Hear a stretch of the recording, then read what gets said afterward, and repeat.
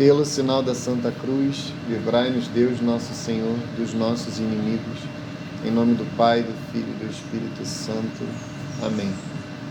Creio em Deus Pai Todo-Poderoso, Criador do céu e da terra, e em Jesus Cristo, seu único Filho, nosso Senhor, que foi concebido pelo poder do Espírito Santo, nasceu da Virgem Maria, padeceu sob Pôncio Pilatos, foi crucificado, morto e sepultado, desceu à mansão dos mortos, ressuscitou o terceiro dia, subiu aos céus, está sentado à direita de Deus Pai Todo-Poderoso, donde há de vir a julgar os vivos e os mortos. Creio no Espírito Santo, na Santa Igreja Católica, na comunhão dos santos, na remissão dos pecados, na ressurreição da carne, na vida eterna. Amém. Pai nosso, que estás nos céus, santificado seja o vosso nome, venha a nós o vosso reino, seja feita a vossa vontade, assim na terra como no céu. O pão nosso de cada dia nos dai hoje, perdoai-nos as nossas ofensas, assim como nós perdoamos a quem nos tem ofendido. E não nos deixeis cair em tentação, mas livrai-nos do mal. Amém. Ave Maria, cheia de graça, o Senhor é convosco. Bendita sois vós entre as mulheres, bendito é o fruto do vosso ventre, Jesus. Santa Maria, Mãe de Deus, rogai por nós, pecadores, agora e na hora de nossa morte. Amém. Vinde, Espírito Santo, enchei os corações dos vossos fiéis e acendei neles o fogo do vosso amor. Enviai o vosso Espírito e tudo será criado, e renovareis a face da terra. Oremos.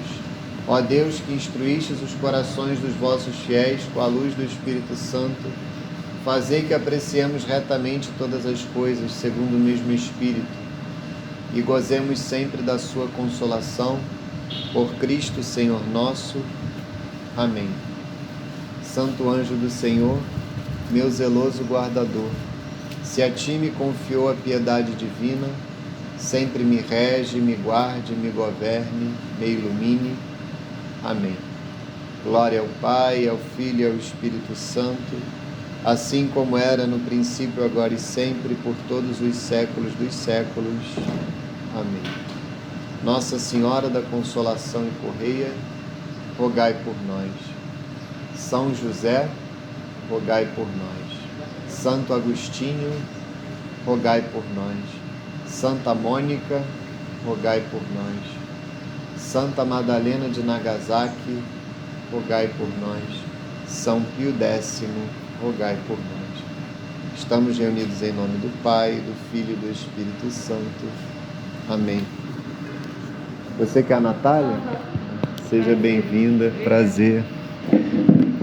Gabriel, bom dia. Então, gente, a aula de hoje é sobre o tempo do Advento. É uma aula um pouco diferente, que a gente não segue a sequência do catecismo, né?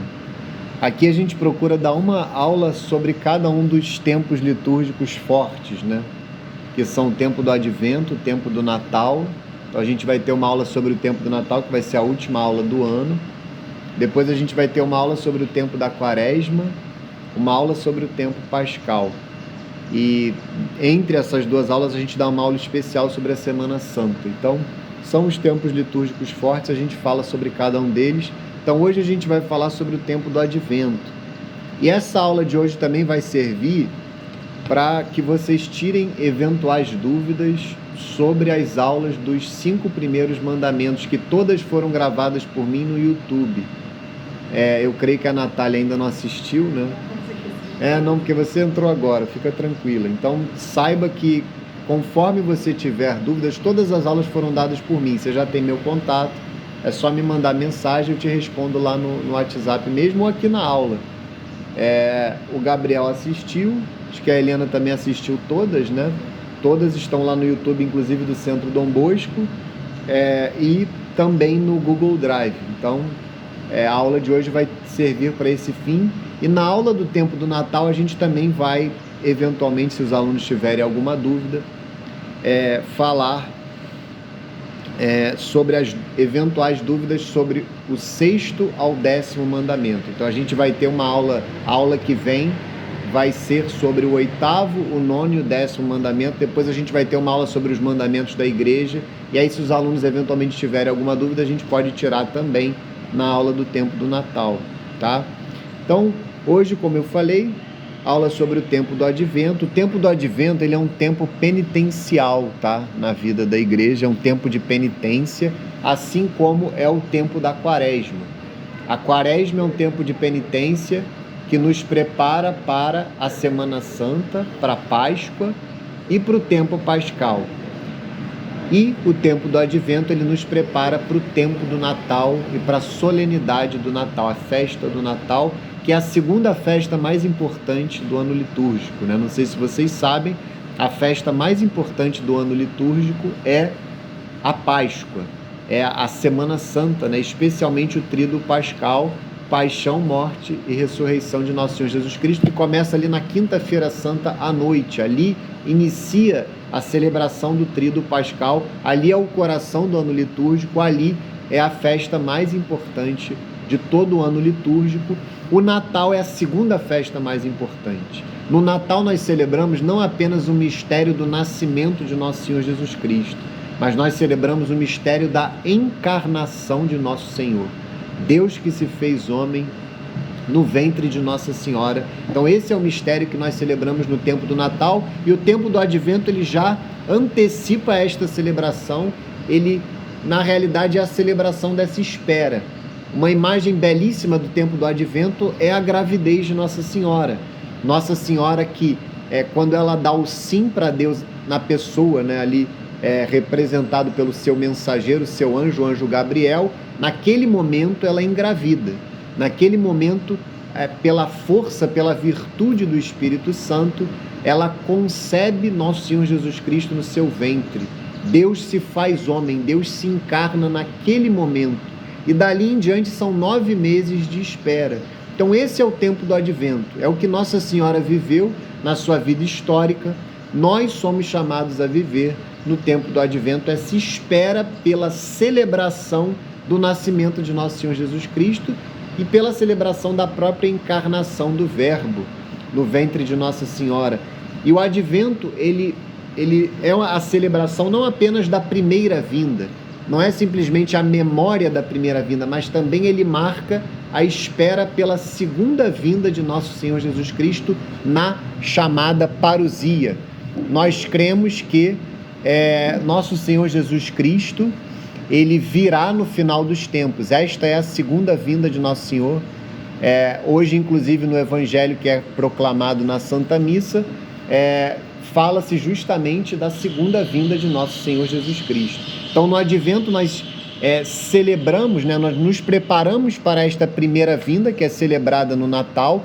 Também ele marca essa espera pela segunda vinda no final dos tempos, a parousia, e também o Advento envolve uma atenção muito própria para a terceira vinda de nosso Senhor Jesus Cristo. Não sei se vocês já ouviram falar, isso é muito importante. É nosso Senhor Jesus Cristo que nos visita no hoje das nossas vidas. Então estas são as 3 vindas de nosso Senhor Jesus Cristo que marcam o tempo do Advento. A vinda na história, na encarnação, no Natal, que nós vamos celebrar daqui a pouco. A segunda vinda no final dos tempos, que nós chamamos de parousia, e nós falaremos dela hoje também. E a terceira vinda de nosso Senhor Jesus Cristo, que é nosso Senhor Jesus Cristo que vem, que nos visita a cada dia de nossas vidas. No hoje das nossas vidas, nosso Senhor Jesus Cristo nos visita. Como eu falei, é um tempo de preparação para a festa do Natal, é um tempo penitencial, tá? Por isso é que a igreja se veste de roxo no tempo do Advento, a exemplo do que faz na Quaresma, só que é uma penitência um pouco mais branda que a penitência da Quaresma, por mais que seja indicado, sim, que vocês façam alguma penitência. Então, o que eu recomendo... Bom dia, José. O que eu recomendo é que vocês escolham pelo menos uma obra para cada uma daquelas obras de penitência próprias da Quaresma, também para o Advento. Então escolham uma obra específica de oração. Então uma oração que vocês não estão habituados a fazer e se proponham a fazer, ou aumentar o tempo de oração, ou fazer uma oração específica para o tempo do Advento. A novena de Natal é um exemplo de oração que é feita no tempo do Advento. É no tempo do Advento que, inclusive, a gente faz os presépios nas nossas casas, para favorecer, inclusive, a oração, é esse o sentido. A própria árvore de Natal, ela é montada no tempo do Advento. A gente não monta a árvore de Natal no tempo do Natal, a gente monta já no tempo do Advento, que é justamente para que nós comecemos a nos preparar para o tempo do Natal. Então, montar a árvore de Natal, montar o presépio, fazer a novena de Natal, uma novena de Natal boa, tá, gente? Eu preciso dizer isso. Existem novenas de Natal muito ruins, que são muito materialistas, que só falam deste mundo, só falam de caridade material. Fujam um pouco destas novenas, porque a caridade material ela é importantíssima. E nós devemos fazer, eu vou falar da esmola daqui a pouco, mas a gente não pode reduzir a nossa fé à caridade material. A gente tem que fazer uma novena de Natal que seja profunda, que nos leve de fato a contemplar o mistério do Natal, o mistério que nós vamos celebrar no tempo do Natal. E aí a gente faz no tempo do Advento, a gente faz a novena de Natal no tempo do Advento. Então, o que eu recomendo é que vocês escolham uma prática penitencial para cada uma daquelas obras. Então, quais são as obras de penitência, as obras próprias de penitência, que a gente lembra muito delas na Quaresma? A oração, que é o amor a Deus, o jejum, que é o amor a nós mesmos, e a esmola, que é o amor ao próximo. Então, amar a Deus sobre todas as coisas e ao próximo como a nós mesmos. Então, a gente cresce nestes 3 amores, poderíamos dizer, nesta ordem: amar a Deus, amar a si mesmo e ao próximo, porque amar ao próximo como a si mesmo por amor a Deus. Então, antes de amar o próximo, nós temos que amar ordenadamente a nós mesmos. Não um ato de egoísmo, mas um amor ordenado por nós mesmos. Então, oração, escolham um ato de oração próprio para o Advento, que começa no domingo que vem, tá, gente? Por isso é que a gente dá essa aula hoje. A gente dá essa aula hoje de propósito, que é o último domingo do ano litúrgico. É a solenidade de Nosso Senhor Jesus Cristo, Rei do Universo, né? No calendário litúrgico novo, né? No calendário antigo era no último domingo de outubro, agora foi colocado no último domingo do ano litúrgico, que é hoje. Então a gente dá essa aula hoje para que vocês tenham aí uma semana de preparação, uma semana para que vocês se recolham em oração e diante de Deus escolham uma prática de oração, uma prática de jejum, ou seja, uma abstinência, algo que vocês gostam e que vocês não vão comer durante o Advento. Não adianta fazer a abstinência de quiabo, de jiló, por mais que eu pessoalmente gosto de quiabo com frango, com angu, minha mãe é mineira, então, mas fazer a abstinência de quiabo não é sacrifício nenhum. Tem que fazer a abstinência de uma coisa que a gente tem algum sofrimento. Por exemplo, chocolate, doce em geral, aí essa especialmente para as mulheres em geral, não são todas, mas é mais doída essa, né? Bebida alcoólica, por exemplo, para quem gosta de tomar uma cerveja é doloroso ficar esse tempo sem tomar bebida alcoólica. Café, então tem que ser uma coisa que vocês gostem, que vocês vão abrir mão durante o tempo do Advento. O tempo do Advento ele começa no próximo domingo e ele vai até o dia 24 de dezembro, até a véspera do Natal. O Natal começa na noite do dia 24, ali já é Natal. Ali a gente já inicia o tempo do Natal. Então, é algo que vocês vão abrir mão aí, menos de um mês. Vocês vão abrir mão menos de um mês de algo que vai custar para vocês. Isso vai fazer o quê? Vai fazer crescer o amor de vocês a Deus. E o amor ordenado por vocês mesmos, porque vocês vão ficar mais desapegados a algo do que vocês gostam. Então, escolham algum jejum, alguma abstinência para fazer, ou mesmo jejum. O que é o jejum tecnicamente, né? O jejum eclesiástico? É você fazer durante um dia apenas uma refeição. O jejum é bem desafiador, porque durante aquele dia você faz só uma refeição completa e no resto do dia você come ali uma fruta, uma barra de cereal. Então pode ser que vocês também decidam fazer alguns jejuns durante o Advento, um por semana, ou mesmo a abstinência, que é o que eu falei, essa abstinência que vocês ficam privados de algo durante todo o tempo do Advento. Então fiquem muito à vontade, caso queiram ajuda, contem comigo, eu posso ajudar vocês, é só me mandar mensagem, é só me chamar, que eu oriento vocês, ou caso vocês tenham um diretor espiritual, um sacerdote que acompanhe vocês, vocês podem falar com ele também e ele vai orientá-los qual seria um bom jejum para vocês oferecerem, tá? Eu expliquei o que é jejum e eu só vou explicar agora o que é abstinência tecnicamente, tá? Porque abstinência, tecnicamente, não é isso que eu falei. Isso é uma abstinência no sentido mais amplo, que é abster-se de algo durante um período. Por exemplo, nesse caso, durante o tempo do Advento. Mas abstinência eclesiástica, nós poderíamos falar assim, é a abstinência que nós fazemos às sextas-feiras, tá? Abstinência no caso de carne. É não comer carne nos dias que a igreja manda. E quais são os dias do ano que a igreja manda não comer carne? A quarta-feira de cinzas, que é o início do tempo da quaresma, a sexta-feira da paixão, então lá no meio da Semana Santa tem um dia em que a gente não come carne, e todas as sextas-feiras do ano. Então, toda sexta-feira do ano, a gente é chamado a fazer abstinência de carne, sendo que o jejum eclesiástico são só nos 2 dias, na quarta-feira de cinzas e na sexta-feira da paixão. Eu só estou dando isso para vocês porque às vezes as pessoas não sabem. Então, existem 2 dias no ano que é obrigatório fazer o jejum eclesiástico. Quarta-feira de cinzas, sexta-feira da paixão, que consiste, mais uma vez, em fazer apenas uma refeição completa durante o dia inteiro. Normalmente é o almoço, porque ele fica no meio do dia, e aí ali no início e no final do dia você come alguma coisa para compor. E além disso, na sexta-feira da paixão e na quarta-feira de cinzas, a gente é chamado a fazer abstinência de carne, não comer carne. Isso significa o quê? Que não pode comer boi, não pode comer frango, não pode comer porco. Você só pode comer no máximo peixe ou alguma outra proteína, ovo ou aquela horrorosa carne de soja. Essa aí é boa para fazer penitência, porque é uma proteína horrível. Até que se você botar uma cebolinha ali, um pimentão, alguma coisa, ela fica um pouquinho mais palatável, mas é uma penitência boa comer carne de soja. Então vejam que nesses dias, nas sextas-feiras todas do ano, nós somos chamados a fazer abstinência de carne. Além, é claro, sexta-feira da paixão é sexta-feira, mas por a quarta-feira de cinzas, que não é sexta-feira. É o único dia que não é sexta-feira que a gente é chamado a fazer a abstinência. Só que eu preciso dizer que aqui no Brasil, a gente pode substituir este ato da abstinência por outra prática devocional. Isso eu sou obrigado a falar porque é uma regra da Conferência Nacional dos Bispos do Brasil. Então nós, fiéis católicos brasileiros, nós temos esta possibilidade. Só que qual é a recomendação que eu, como catequista, e não é uma regra, tá? Vocês ouvem, acolhem ou não, mas eu, como catequista, recomendo que vocês não deixem de fazer a abstinência de carne. Porque o que acontece na prática é que fica muito solto. E nós todos, eu pelo menos sou, não sei vocês, nós temos uma propensão para ser vergonhice.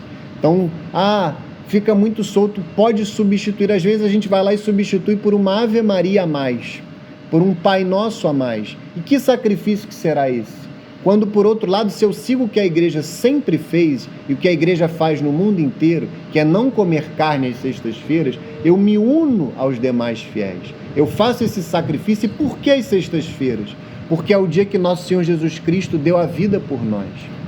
É o dia que nosso Senhor Jesus Cristo morreu por nós na cruz. Então, através dessa penitência, eu me lembro. Quando a minha barriga lá durante a tarde começar a gemer, porque eu comi um peixe que já digeriu e eu estou com fome, eu vou me lembrar, hoje Deus deu a vida por mim. E eu ofereço esse pequeno sofrimento para Ele. Então, a recomendação que eu, como catequista, dou para vocês é que vocês ignorem essa tolerância, essa permissão e façam abstinência de carne todas as sextas-feiras do ano. Mas fiquem muito à vontade, porque aí são as nossas autoridades que permitem, então vocês, claro, são livres. Então, o tempo do Advento é um tempo penitencial, como eu falei, só para voltar. Escolham uma prática de oração para vocês fazerem específica para esse tempo. Escolham uma prática de jejum específica para esse tempo, mas também uma prática de esmola. É muito comum que no tempo do Advento as pessoas, hoje mesmo na igreja, a própria igreja nos ajuda. Hoje na missa eles distribuíram aqui um incentivo à esmola. o macarrão com salsicha, que é uma obra belíssima que a gente tem aqui na paróquia, que toda segunda-feira eu sempre mando no grupo lá para vocês, toda segunda-feira, e agora eles já estão no patamar de milhares de quentinhas. Toda segunda eles vão para o centro da cidade e distribuem quentinhas para os irmãos necessitados, nesse caso necessitados materialmente. E aqui o macarrão com salsicha nos chama, tem aqui até a conta que a gente pode doar. Então vejam que a esmola já está aqui pronta. É só a gente escolher uma quantia um pouco mais substancial, algo a mais do que aquela esmola que a gente já é chamado a fazer. Entendam, a gente é chamado a rezar o ano inteiro. A gente é chamado a fazer algum jejum, alguma penitência o ano todo. A gente é chamado a dar esmola o ano inteiro. Quando a gente fala de um tempo especial para isso, é para dar algo mais. Então é algo que eu vou fazer, às vezes eu vou escolher uma criança, vou dar um brinquedo para ela. Se for um menino, eu vou dar um brinquedo próprio de menino. Se for uma menina, eu vou adotar aquela criança que às vezes não vai ter condições de receber um presente dos seus pais. Eu vou dar um panetone para ela, eu vou dar algo para que a ceia dela esteja completa. Então isso é uma esmola especial que a gente faz no tempo do Advento, por exemplo. Ou não, eu vou visitar um orfanato, eu vou visitar um asilo, ou eu vou ficar mais atento às pessoas que me pedem esmola no meu dia a dia. Eu, por exemplo, eu tenho alguma facilidade para dar esmola no meu dia a dia, mas eu tenho uma dificuldade que é contraditória com essa facilidade de ter dinheiro comigo. Eu acabo que uso muito cartão, então eu dificilmente estou com dinheiro. Então eu preciso fazer um esforço para sair dessa sem-vergonhice, porque eu não posso chegar para todo mundo que me pede esmola e falar: ih, só tenho cartão, você aceita cartão? É claro que eu não vou falar isso. Mas aí eu estou num comodismo, entendem? Eu tenho que sair, aí eu estou falando de mim, eu tenho que sair desse comodismo e deixar na carteira. O meu irmão falou isso para mim essa semana, eu achei muito bonito. Na nossa carteira tem que ter o dinheiro do mendigo, tem que ter o dinheiro, aí eu faço referência à aula que eu dei na semana passada, tem que ter o dinheiro da pessoa que não tem o necessário para viver com dignidade, porque aquele dinheiro não é meu, é dela. Quando eu dou para ela, eu só restabeleço a justiça na sociedade. Eu tiro de mim, que tenho mais do que eu preciso para viver com dignidade, e dou para uma pessoa que tem menos. Então, meu irmão falou isso, me chamou a atenção, e eu falo para vocês, na nossa carteira tem que ter, além do nosso dinheiro, tem que ter também o dinheiro da pessoa que nos pede esmola, tem que ter o dinheiro do necessitado, do mendigo. E saibam que a esmola ela pode ser feita dessas duas formas que eu falei, e o jejum também e a oração também. Ou vocês vão fazer diluído pelo tempo do Advento inteiro, ou vocês vão perceber o dia a dia de vocês e fazer mais oração no dia a dia, fazer mais penitência, às vezes pequenas penitências em um maior número, e mais esmola. Ou vocês vão escolher um ato específico mais substancial, uma oração específica. Eu vou fazer a novena de Natal com a minha família, eu vou chamar os meus pais, eu vou chamar minha esposa, os meus filhos, e a gente vai fazer uma novena de Natal bem feita. Todo dia a gente vai se reunir ali, partilhar a palavra, se aprofundar no mistério. É um exemplo, é uma oração específica que você escolhe para fazer. Ou eu vou fazer um jejum específico, uma abstinência específica, ou não, eu vou ficar mais atento ao meu dia a dia para fazer.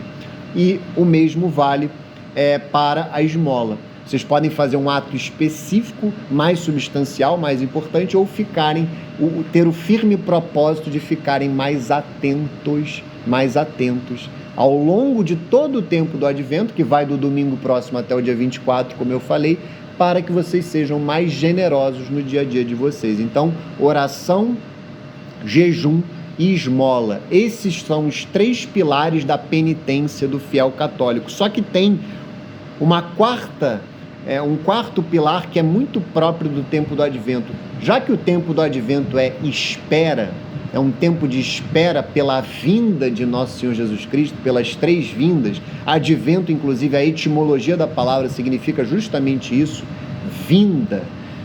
Existe uma prática de penitência que é a vigília. A vigília é a penitência própria do tempo do Advento.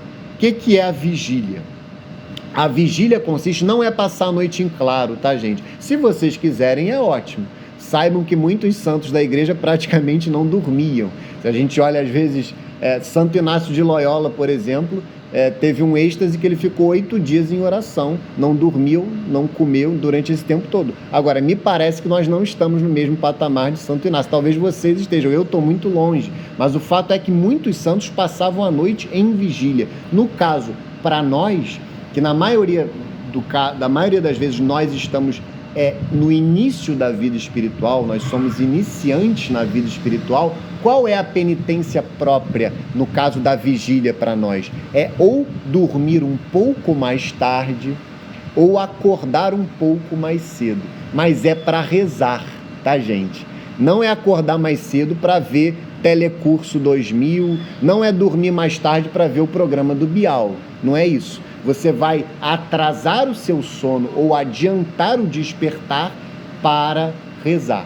E aí a recomendação que eu faço para vocês é que vocês identifiquem o que é mais apropriado para vocês. Para mim, no caso, é acordar mais cedo, porque eu já tenho uma preguiça, uma propensão de preguiça, que é o contrário da preguiça tradicional. O preguiçoso tradicional é aquele que dorme com muita facilidade. Então ele está sempre cansado, está sempre dormindo. A minha preguiça é diferente, eu tenho preguiça de ir dormir. Então eu tenho dificuldade de dormir na hora que eu devo. Então, para mim, não é recomendável que eu faça vigília retardando o meu sono, porque aí eu estou contribuindo para a minha preguiça. Eu, na realidade, tenho que fazer vigília acordando mais cedo do que eu costumo acordar. Nem que seja, gente, 10 minutos mais cedo. Nem que seja 15, meia hora. Mas naquele tempo ali vocês vão se recolher em oração. Vocês vão se colocar em oração naquele tempo. E essa é a penitência própria do Advento, a vigília.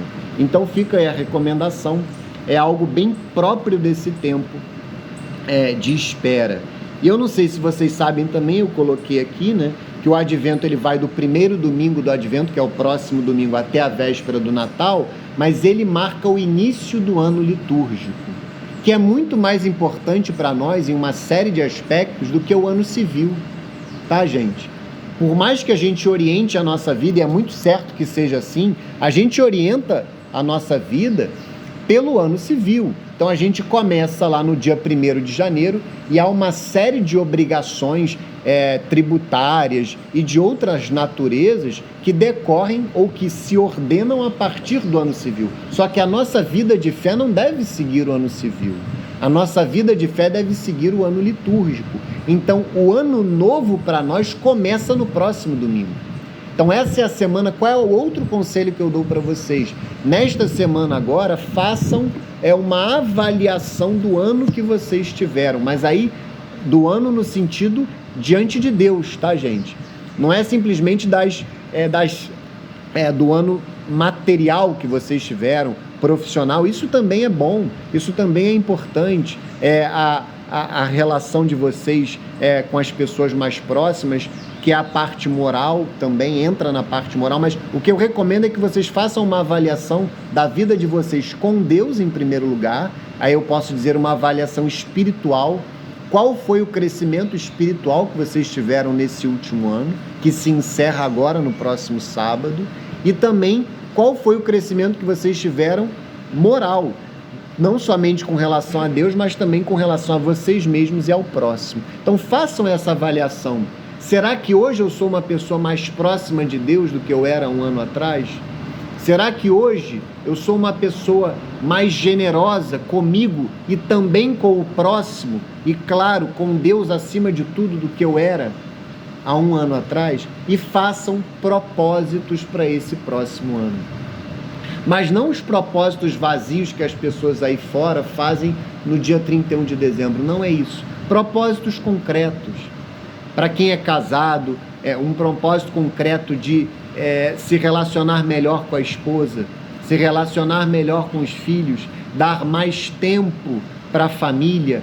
Para quem é profissional, penso que todos vocês são, aqui entram também os estudantes, para quem tem uma profissão ou para quem se dedica ao estudo, o propósito de ser mais ordenado no seu trabalho, de ser mais ordenado nos seus estudos, de encontrar Deus no seu trabalho, encontrar Deus nos seus estudos, o propósito de viver cada momento consagrado para Deus, cada pensamento, cada palavra, cada ato ou cada coisa que eu deixo de fazer que seja por amor a Deus. Esse é o caminho de santidade, entende?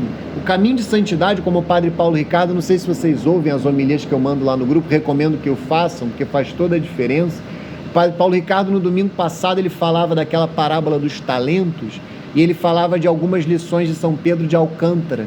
E uma delas era justamente pensar em Deus o dia inteiro. O Padre Paulo até deu um exemplo um pouco heterodoxo, né? O posto de gasolina, né? Ele falou, quando você estiver lá no posto de gasolina, você pensar, é Deus que me abastece, Deus é o meu combustível, é Deus que me sustenta. Então vejam, cada ocasião do nosso dia é uma oportunidade para se encontrar com Deus. Então, esse é o nosso caminho de santidade, é de fato sermos virtuosos naquilo que Deus nos pede. O Padre Paulo também falou em uma outra ocasião, que eu não vou lembrar agora qual foi, que a gente tem que, em primeiro lugar, cumprir os mandamentos. E são as aulas que vocês tiveram e que estão quase no fim agora. Então a gente tem que se dedicar a cumprir os mandamentos, a observar os 10 mandamentos, mas não é apenas isso, entre aspas, apenas. Já é bem desafiador. Mas a gente é chamado também a cumprir com os nossos deveres de Estado. Quais são os deveres de Estado? Os deveres inerentes ao nosso estado de vida. Então, quem é solteiro tem deveres próprios de uma pessoa que é solteira, quem é estudante. Agora, quem é casado já tem uma série de outros deveres que são inerentes ao estado de vida casado. Tem os deveres com relação ao trabalho, no caso, quem é chamado a sustentar a sua família com o seu trabalho. Então, vejam que os deveres de Estado são os deveres inerentes ao nosso estado de vida. E, em terceiro lugar, a gente tem que cumprir aquela vontade que Deus manifesta para nós no hoje das nossas vidas. Então tem a vontade que Deus manifesta nos 10 mandamentos, tem a vontade que Deus manifesta nos nossos deveres de Estado, que são inerentes ao nosso estado de vida, e tem a vontade concreta que Deus manifesta para nós no dia a dia. Às vezes aquela voz que a gente escuta no silêncio do nosso coração, seja durante a oração, seja durante a nossa rotina mesmo, e a gente muda de vida a partir daquilo. Então a gente tem que estar muito atento à voz de Deus. Então esse é o propósito que eu penso que vocês devem fazer, e eu também. Usem essa semana para fazer um apanhado de todo o ano que vocês tiveram. Façam um apanhado desse ano, que foi um ano bem desafiador, um ano dessa situação toda do Covid, que a gente passou por um tempo de um fechamento, né? Em que a gente não tinha tanta mobilidade. Agora a gente já começou a retomar, mas tem aí algumas vozes que já soam ameaçadoras novamente, e a gente fica mais uma vez preocupado com o que virá. Então é importantíssimo que coloquemos Deus no centro das nossas vidas. Esse é o propósito principal, e todos os demais propósitos devem se originar deste. Deus deve estar no centro das nossas vidas em todos os seus âmbitos. Então eu recomendo a vocês que façam esse exame de consciência e esses propósitos para o ano litúrgico que se inicia. Queridos, tem uma cadeira aí, tem outras lá embaixo, tá bom? Sejam bem-vindos. Então, só para fechar essa parte inicial da aula, existem algumas figuras que são muito próprias do tempo do Advento, figuras históricas mesmo, figuras que nós devemos estar atentos a elas durante esse tempo. Primeiro, acima de todas, Nossa Senhora. Como eu falei, no tempo do Advento nós vivemos espiritual e liturgicamente aquilo que Nossa Senhora viveu na história. Aquela espera pelo nascimento de Nosso Senhor Jesus Cristo. Quando ela ficou grávida de Nosso Senhor e esperou o seu nascimento, nós vivemos agora esse tempo com ela, unidos a ela. Então, fiquem muito próximos de Nossa Senhora nesse tempo do Advento. Aumentem a devoção de vocês por Nossa Senhora. Aqueles que são consagrados a ela, não sei se já ouviram falar, se quiserem mais informações, podem me chamar depois no privado. O José vai se consagrar esse ano, eu sei que o Tiago é consagrado, por exemplo. Existe um santo na história da igreja, São Luís Maria Grion de Montfort, que ele escreveu o Tratado da Verdadeira Devoção à Santíssima Virgem Maria. Então é um livro assim belíssimo, é um caminho belíssimo de união com Nossa Senhora, de crescimento no amor a ela. E aqui todos os anos tem um casal aqui na paróquia, o Cláudio e a Mirella, que eles se dedicam a preparar tanto as crianças como os adultos para a consagração. E a consagração sempre acontece no tempo do Advento, mais especificamente na solenidade da Imaculada Conceição de Nossa Senhora. Eu não sei se vocês já ouviram falar, é um dogma de fé, um dogma da fé católica, a Imaculada Conceição de Nossa Senhora. Nossa Senhora, nós cremos, foi concebida sem o pecado original. Ela foi concebida imaculada, ela já foi concebida santa, no ventre de São Joaquim e de Santana.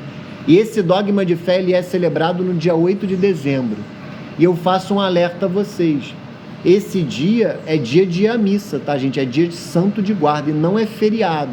Então fiquem atentos, porque a mesma obrigação que nós temos de ir à missa aos domingos, sob pena de pecado grave, nós temos de ir à missa nos dias santos de guarda. E o dia 8 de dezembro, que esse ano cai numa terça-feira, é um dia santo de guarda. Sim. Então, fiquem atentos, escolham um horário de missa que seja adequado, porque é um dia que a gente costuma trabalhar. É um absurdo. O primeiro trabalho de um deputado católico seria instituir o dia 8 de dezembro como feriado nacional, porque é um absurdo não ser um país católico. É um dia em que as pessoas não deveriam trabalhar, mas nós trabalhamos. Então escolham um horário que seja... Aqui a gente tem missa às 7 da manhã. Então aqui a missa é muito cedo. E deve ser nesse mesmo horário, penso eu.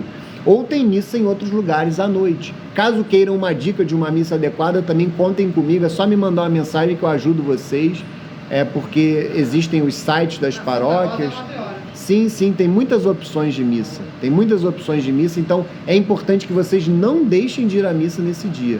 Tá, gente? Então, depois de Nossa Senhora, uma figura importantíssima do Advento, como não poderia deixar de ser, São José, esposo de Nossa Senhora, que também viveu essa espera.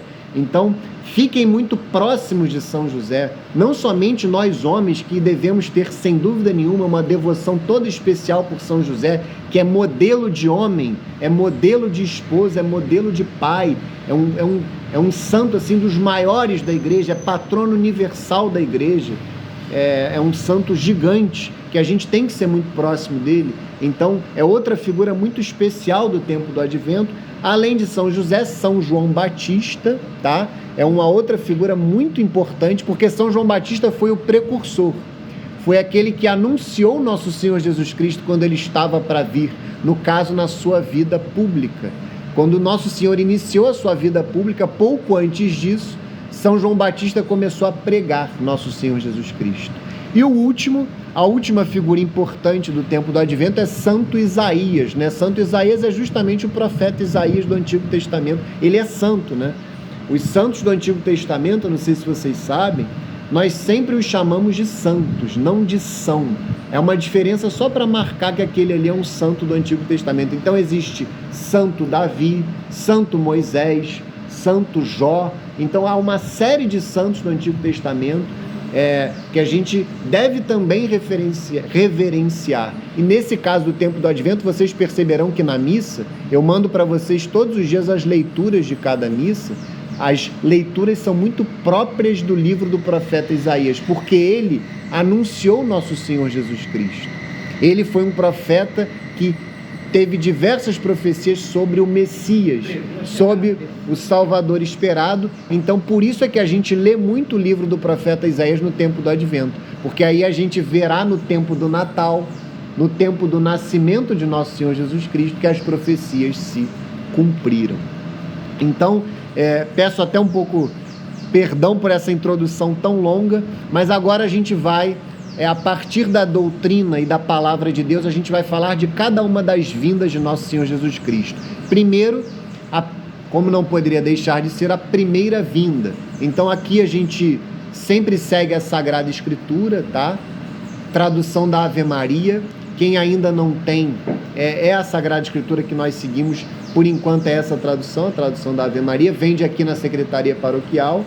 Então a primeira passagem que a gente vai ler está no capítulo 1 do Evangelho de São Mateus.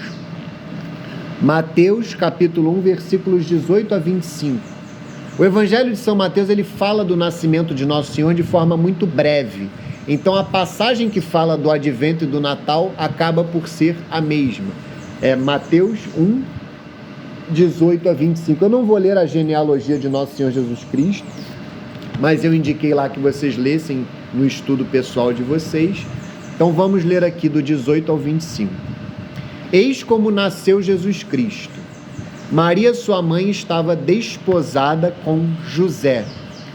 Antes de coabitarem, aconteceu que ela concebeu por virtude do Espírito Santo.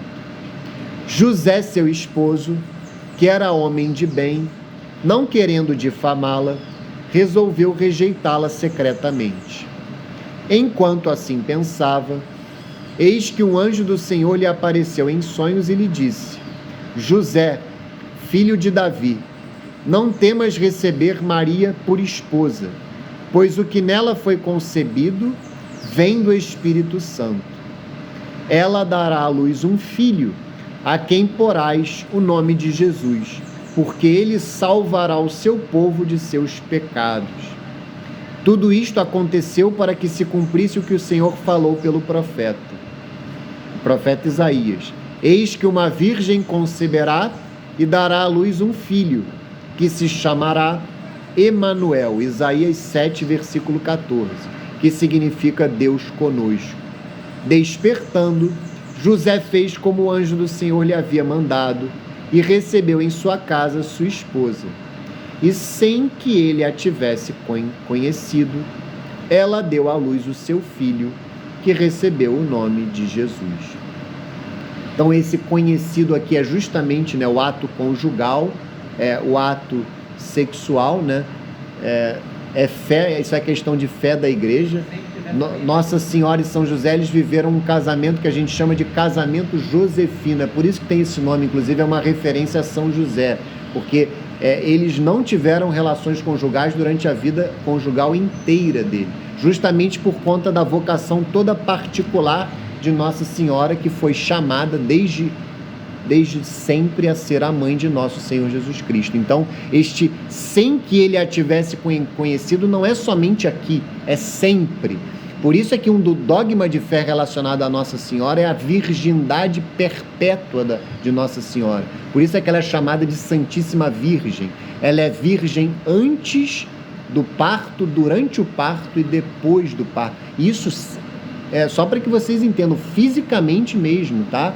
Não houve rompimento do ímen de Nossa Senhora durante o parto, ele foi preservado milagrosamente. Isso é dogma de fé da igreja. A gente vai falar mais disso para a turma nova adiante, mas é só para que vocês saibam, para que não fique nenhuma dúvida a partir de uma leitura distorcida da Sagrada Escritura, porque acontece que, especialmente no meio protestante, essa passagem ela é particularmente distorcida com relação à virgindade perpétua de Nossa Senhora. E aqui vejam que em São Mateus a espera é mais própria de São José do que de Nossa Senhora. São Mateus ele concentra os evangelhos da infância, o olhar dele se dirige mais para São José. Então, para meditarmos sobre São José, é mais apropriado o evangelho de São Mateus. Depois terá aqui a passagem da adoração dos magos, da visita dos magos. Isso a gente vai ler na aula sobre o Natal. Depois terá a passagem da fuga para o Egito. E vocês perceberão São José presente em quase todas essas passagens. E São Mateus deixa bem claro que ele era o chefe da Sagrada Família. Mesmo sendo a pessoa, entre aspas, menos importante dos três, é claro, né? É uma concorrência desleal, né? Nosso Senhor Jesus Cristo, que é Deus que se fez homem, Nossa Senhora, que é a mais perfeita e santa de todas as criaturas, mais santa de todas. E quando a gente fala isso, se nós somarmos a santidade de todos os homens, de todos os anjos, ela ainda é inferior à santidade de Nossa Senhora. De fato, ela está muito acima de todas as demais criaturas. Mas São José era o chefe da Sagrada Família. Era sob a autoridade dele que a Sagrada Família era conduzida. E São Mateus deixa isso bem claro. Mas o que eu chamo a atenção aqui, que vocês olhem, a obediência de São José. Ele que era homem de bem. Outra tradução que é até melhor falará que ele era um homem justo, era um homem santo. Ele escolheu, vejam que ele dá um passo que é aquele passo que vai preservar Nossa Senhora. Ele toma conhecimento da sua gravidez e decide deixá-la secretamente para não expô-la. Vejam a santidade, a justiça mesmo de São José. mas aí ele é visitado por Deus através de um sonho, um anjo fala com ele, o anjo do Senhor, e ele obedece imediatamente. Então aqui é um campo bom para que vocês meditem sobre a obediência de São José e peçam a Deus a graça, nós todos, de sermos obedientes como ele. Aí agora a gente vai aos evangelhos da infância em São Lucas. Lucas 1, dos versículos 26 a 56. Aqui são os evangelhos que mostram esta espera do advento de nosso Senhor Jesus Cristo na vida de Nossa Senhora. Lucas 1, versículos 26 a 56. E saibam que São Lucas conheceu Nossa Senhora historicamente, tá, gente? Era impossível para ele saber, por exemplo, da Anunciação sem ter ouvido isso dos lábios de Nossa Senhora, porque esse foi um evento que não teve outras testemunhas, só estavam lá Nossa Senhora e o anjo Gabriel e mais ninguém. Vamos lá. No 6º mês, o anjo Gabriel foi enviado por Deus a uma cidade da Galileia, chamada Nazaré, a uma virgem desposada com um homem que se chamava José, da casa de Davi, e o nome da virgem era Maria. Entrando, o anjo disse-lhe: Ave cheia de graça, o Senhor é contigo. Perturbou-se ela com essas palavras e pôs-se a pensar no que significaria semelhante saudação. O anjo disse-lhe: Não temas, Maria, pois encontraste graça diante de Deus. Eis que conceberás e darás à luz um filho, e lhe porás o nome de Jesus. Ele será grande e será chamado Filho do Altíssimo. E o Senhor Deus lhe dará o trono de seu pai Davi, e reinará eternamente na casa de Jacó, e o seu reino não terá fim. Maria perguntou ao anjo: Como se fará isso, pois não conheço homem? Respondeu-lhe o anjo: O Espírito Santo descerá sobre ti, e a força do Altíssimo te envolverá com a sua sombra. Por isso o ente santo que nascer de ti será chamado Filho de Deus. Também Isabel, tua parenta, até ela concebeu um filho na sua velhice, e já está no 6º mês aquela que é tida por estéril, pois a Deus nenhuma coisa é impossível. Então disse Maria: Eis aqui a serva do Senhor, a escrava do Senhor, faça-se em mim segundo a tua palavra. E o anjo afastou-se dela. Essa é uma passagem belíssima, talvez seja uma das passagens mais lidas durante o ano litúrgico. São inúmeras as missas em que essa passagem é lida, especialmente, é claro, os momentos no Ângelus também, ela é relembrada, muito bem lembrado, Tiago. E também é uma passagem muito própria às solenidades de Nossa Senhora. Então é uma passagem que a gente podia ficar um ano aqui. É importantíssimo que vocês se coloquem em oração. Eu chamo a atenção de vocês, eu não falei isso na introdução, mas falo agora. O tempo do Advento ele é dividido em 2, tá, gente? É praticamente um mês. As 2 primeiras semanas são mais dedicadas à segunda vinda. São mais dedicadas à parousia, à vinda de Nosso Senhor Jesus Cristo no final dos tempos. Então, nesse momento, inclusive vai ter um domingo que é dedicado a São João Batista, mas São João Batista, nesse domingo, ele faz um discurso bem escatológico, bem voltado também para o fim dos tempos. A recomendação que é feita é que vocês meditem sobre isso. Meditem sobre a morte de vocês, meditem sobre o final dos tempos, e a partir disso, pensem como é que está a vida de vocês hoje. Porque o fato é que Nosso Senhor pode chegar a qualquer instante. Eu vou falar um pouco mais disso daqui a pouco, mas Nosso Senhor pode chegar a qualquer hora. E o que acontecerá se Ele chegar agora? Como está a nossa vida agora, neste exato momento? Isso é que nós devemos refletir. Só que o que eu vou falar agora é outra coisa, porque a segunda parte do tempo do Advento, ela é voltada para a primeira vinda. Ela é voltada para o Natal. Então, a partir dali, especialmente a partir do dia 17 de dezembro, vocês perceberão que os evangelhos da missa de cada dia serão os evangelhos da infância. Então, esse é o momento mais apropriado para que vocês comecem a meditar concretamente nas orações de vocês sobre a primeira vinda de Nosso Senhor Jesus Cristo, sobre o Natal, sobre esta vinda que nós iremos celebrar no dia 25. Então, fiquem muito atentos ali a partir do dia 17 de dezembro, que vocês perceberão que as leituras da missa, elas se ordenarão todas para a primeira vinda. É por isso, inclusive, não sei se vocês sabem, que no terceiro domingo do Advento, o padre, na missa, ele usa o paramento rosa. O meu irmão até se casou nesse domingo, no ano passado, que é o chamado domingo Gaudete, é o domingo da alegria. Porque o que acontece? A cor do Advento é o roxo. A cor do Natal, como é um tempo de festa, é o branco. O branco é uma cor que marca os tempos festivos, a Páscoa, o Natal. O que acontece se a gente junta o branco com o roxo? É o rosa. Por isso é que no terceiro domingo do Advento, o padre e a igreja se vestem de rosa. É até comum que os homens, até hoje eu estou de camisa rosa, os homens compareçam na igreja esse dia. Muita gente faz isso com a camisa rosa. Por quê? Porque ali mostra o quê? O roxo começou a se aproximar do branco. Ou seja, o Natal está chegando. O Natal está próximo. Então o terceiro domingo do Advento, ele corta o Advento ao meio, e aí a gente volta mais os nossos olhares para essa primeira vinda que eu estou falando aqui agora.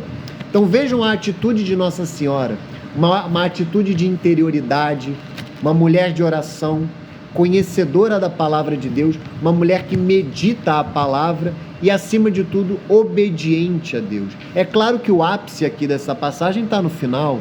Eis aqui a escrava do Senhor, faça-se em mim segundo a tua palavra. Esse deve ser o nosso propósito para o próximo ano litúrgico. Esse deve ser o nosso propósito para o tempo do Advento. Que a palavra de Deus se faça concretamente nas nossas vidas. E que nós tenhamos a mesma atitude de Nossa Senhora. Uma atitude de obediência, uma atitude de humildade. Ela se coloca como escrava do Senhor. Nós devemos ter esta atitude diante de Deus. Por isso é que a gente é chamado a se ajoelhar diante dele, até fisicamente, porque isso ajuda o coração a ajoelhar. Isso ajuda a que a gente seja humilde no interior, que é o que importa. Não adianta a gente estar ajoelhado fisicamente, mas não estar no coração. Mas o ajoelhar-se fisicamente é fundamental. Então, peçamos a Deus a graça dessa atitude de Nossa Senhora. Qual é a atitude? É a atitude da pessoa que reza. Ouve a palavra, que no caso aqui foi proclamada por um anjo, mas no nosso caso, pode ser até pelo nosso anjo da guarda, que a gente não vê, mas que está sempre do nosso lado. A gente tem que estar com o ouvido atento. Quando a gente lê a Sagrada Escritura, é Deus que fala conosco. Então a gente tem que ouvir como Nossa Senhora, meditar, porque quando ela interroga o anjo, isso é uma meditação. Como se fará isso? Isso não é uma tentação para Deus, isso não é um duvidar de Deus, isso é uma interrogação sincera. Como se dará isso se eu não conheço homem algum? Isso aqui é oração pura, é meditação. E aí quando o anjo explica, e o anjo coloca aqui uma verdade de fé espetacular, que é importantíssima. Para Deus nada é impossível. E acabou. Vejam que ele fala, porque para Deus, a Deus nenhuma coisa é impossível. Qual é a atitude de Nossa Senhora diante dessa verdade de fé? Eis aqui a escrava do Senhor, faça-se em mim segundo a vossa palavra. Essa é a atitude que a gente tem que ter todo dia na nossa oração. Essa é a atitude que a gente tem que ter todos os dias, no início dos nossos dias, diante dessa jornada que se inicia. É a atitude de Nossa Senhora. Ouvir a voz de Deus e dar o sim. Essa é a atitude do fiel católico. E aí o que Nossa Senhora faz? Porque no meio da conversa com o anjo, ela toma notícia de um fato. Vejam a caridade desta mulher grávida, naquele período delicado da gravidez, que é o início da gestação. Ela toma conhecimento que a sua prima, a sua parenta, numa região montanhosa de Israel, estava grávida. O que ela faz? Ela vai até Isabel. Vamos continuar aqui no versículo 39. Naqueles dias, Maria se levantou e foi às pressas, atenção a essa palavra, porque nenhuma palavra da Escritura está aqui à toa, ela foi às pressas às montanhas, a uma cidade de Judá. Entrou em casa de Zacarias e saudou Isabel. Ora, apenas Isabel ouviu a saudação de Maria, a criança estremeceu no seu seio, e Isabel ficou cheia do Espírito Santo, e exclamou em alta voz, bendita és tu entre as mulheres, e bendito é o fruto do teu ventre. Donde me vem esta honra de vir a mim, a mãe de meu Senhor? Pois assim que a voz de tua saudação chegou aos meus ouvidos, a criança estremeceu de alegria no meu seio. Bem-aventurada és tu que creste, pois se hão de cumprir as coisas que da parte do Senhor te foram ditas. Vejam mais uma vez, é uma passagem riquíssima. Primeiro, a pressa de Nossa Senhora deve ser a nossa pressa. O falecido Guido, né? Não sei se vocês já ouviram falar do Guido Schaffer, né? Esse é o sobrenome dele, é um pouco difícil de falar. Ele é um servo de Deus, é um homem que viveu aqui no Rio de Janeiro e ele está em processo, né? Investigação de beatificação, de canonização. A vida dele, eu o conheci. Eu tive um momento de um grupo de oração que eu frequentava, na época que eu estava recém-convertido, foi no ano que eu me converti, em 2009, e eu conheci o Guido. E o Guido tinha uma frase muito bela que ele dizia: o céu tem pressa. E de fato é isso, essa pressa de Nossa Senhora, e vocês verão essa pressa que São Lucas vai ressaltar também nos pastores. O que São Lucas vai falar dos pastores quando Nosso Senhor nasce? Os pastores dirigiram-se apressadamente. Então essa pressa é a pressa da nossa conversão, é a pressa da nossa mudança de vida. A gente tem que ter pressa de servir a Deus, como Nossa Senhora fez aqui, mesmo com dificuldades. As montanhas aqui são as dificuldades. São as dificuldades que nós teremos para servir a Deus, e teremos mesmo. E não será fácil, será difícil. Concretamente, servir a Deus é difícil, mas a gente deve servir. E a gente deve servir com pressa. Então, pedir a Deus essa graça. E aí Nossa Senhora entra na casa. A gente pode colocar aqui a casa também como imagem dos nossos corações. Ela precisa entrar na nossa casa e nos saudar. Essa saudação é o trato íntimo com Nossa Senhora. E vejam o que acontece. Só de ouvir a saudação de Nossa Senhora, São João Batista pula no ventre de sua mãe. São João Batista pula, São João Batista se alegra. Vejam, esse trato íntimo com Nossa Senhora, o que ele faz? Ele nos leva a Nosso Senhor Jesus Cristo, que estava no ventre dela. Nosso Senhor Jesus Cristo, que estava no ventre de Nossa Senhora, através da saudação dela, ele vai lá e cura São João Batista. Eu não sei se vocês sabem, eu falei que Nossa Senhora ela já foi concebida imaculada, é o que nós celebramos no dia 8 de dezembro. Mas nós também celebramos, por isso, o nascimento de Nossa Senhora, no dia 8 de setembro. Por que 8 de setembro? Porque são 9 meses depois da sua concepção, que é a duração ordinária de uma gravidez. Então, 9 meses depois da sua concepção, 8 de dezembro, a gente celebra a natividade de Nossa Senhora, 8 de setembro. Ontem nós celebramos a apresentação de Nossa Senhora. Então, por que isso? Porque ela já nasceu santa. Todos os santos nós somente celebramos na sua morte, no dia da sua morte em geral. Por quê? Porque eles morreram santos, não nasceram santos. Eles nasceram com pecado original, como todos nós. Só existem duas pessoas, né, além de Nosso Senhor Jesus Cristo, que é o próprio Deus, que nasceram santas: Nossa Senhora e São João Batista. Porque São João Batista ele foi curado não na concepção, ele foi curado aqui. Aqui ele já foi santo, porque através da saudação de Nossa Senhora, ele já foi curado. Essa é a fé da igreja. E é por isso que a gente celebra a festa junina, a festa de São João Batista, que é o seu nascimento, no dia 24 de junho. E o martírio dele, que é a morte, a gente só vai celebrar em agosto.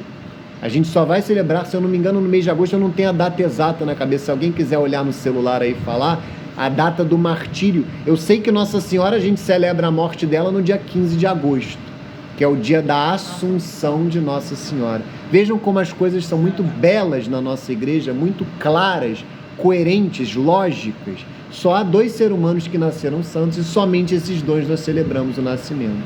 E aqui então, através da saudação de Nossa Senhora, tanto Santa Isabel como São João Batista são curados e ficam extremamente alegres. Essa é a alegria que a gente tem que buscar no Natal. É a alegria de Deus, mas essa alegria vem também com o trato com Nossa Senhora. Vem também através do trato com Nossa Senhora, desse trato íntimo. E aí, Santa Isabel aqui vai falar, e vejam que isso complementa o que o anjo falou na passagem anterior, para formar a oração da Ave Maria. ave cheia de graça. Então, o Senhor está contigo. Então, a gente reza, Ave Maria cheia de graça, o Senhor é convosco. Aí Santa Isabel vai falar, bendita sois vós entre as mulheres e bendito é o fruto do teu ventre. Isso aqui também é muito bonito, porque quando nós bendizemos a mãe, necessariamente bendizemos nosso Senhor Jesus Cristo. É impossível crescer no amor a Nossa Senhora sem crescer no amor a nosso Senhor Jesus Cristo. Então nós devemos nos lançar nos braços dela sem medo de ofuscar a importância de Nosso Senhor nas nossas vidas, porque quanto mais nós nos aproximamos dela, mais nós nos aproximamos de Nosso Senhor. E aqui ela fala claramente, dogma de fé, de onde me vem esta honra de vir a mim, a mãe de meu Senhor? Ela é mãe de Deus, não é mãe de nosso Senhor Jesus Cristo enquanto homem, simplesmente, até porque isso é impossível, porque ele tem duas naturezas, mas uma só pessoa, e essa é a nossa fé. Ela é mãe de Deus. E aí ela diz claramente, assim que a voz de tua saudação chegou aos meus ouvidos, a criança estremeceu de alegria no meu seio. Vejam que maravilha, vejam que coisa espetacular, assim que a saudação de Nossa Senhora. Então, saúdem Nossa Senhora, conversem com ela, tenham um diálogo íntimo com ela, e vocês necessariamente se aproximarão de nosso Senhor Jesus Cristo. E aí a gente fecha aqui a passagem com esse canto belíssimo chamado Magnífica, que a igreja recita sempre na oração das vésperas da liturgia das horas. Vamos lá. E Maria disse, minha alma glorifica ao Senhor, meu espírito exulta de alegria em Deus, meu Salvador, porque olhou para a sua pobre serva. Por isso, desde agora, me proclamarão bem-aventurada todas as gerações, porque realizou em mim maravilhas aquele que é poderoso e cujo nome é santo. Sua misericórdia se estende de geração em geração sobre os que o temem. Manifestou o poder do seu braço, desconcertou os corações dos soberbos, derrubou do trono os poderosos e exaltou os humildes.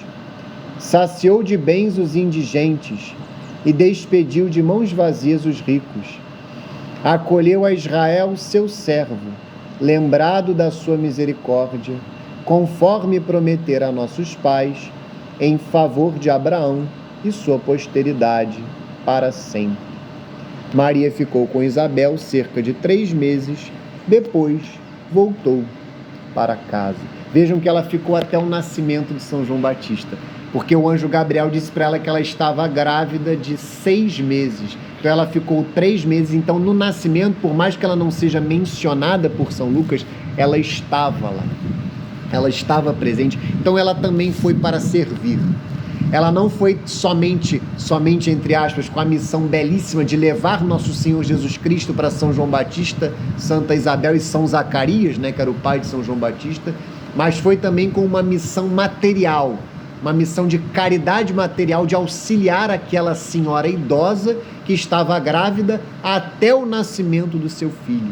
Então, realmente é um exemplo belíssimo aí de Nossa Senhora, de como nós devemos orientar as nossas vidas pela caridade material e pela caridade espiritual.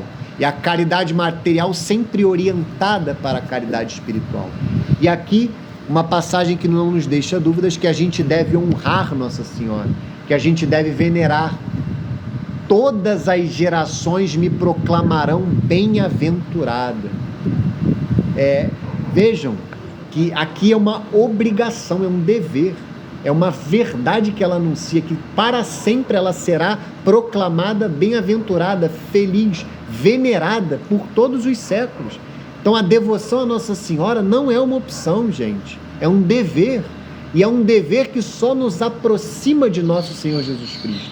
Só nos leva para perto dele. Então tenham Nossa Senhora muito perto de vocês. Tenham imagens dela nas casas de vocês para que vocês se recordem dela. Andem com o terço. Depois a gente pode falar também um pouco, em um outro momento, da importância da oração do terço, como essa oração é importante, como essa oração é fundamental. Procurem rezar o Ângelus. Tenham Nossa Senhora muito perto de vocês. Isso só vai fazer com que vocês se aproximem do nosso centro das nossas vidas, que é nosso Senhor Jesus Cristo.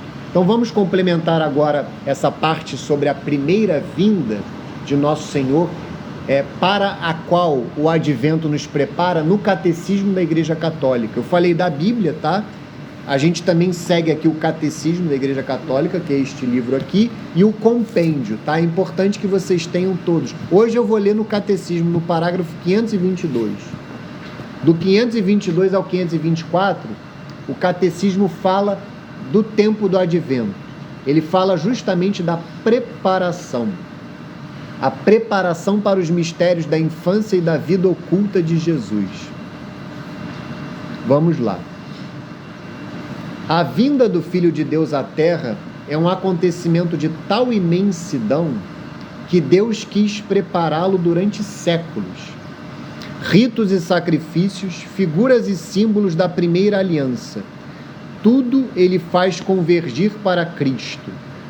Anuncia-o pela boca dos profetas que se sucedem em Israel.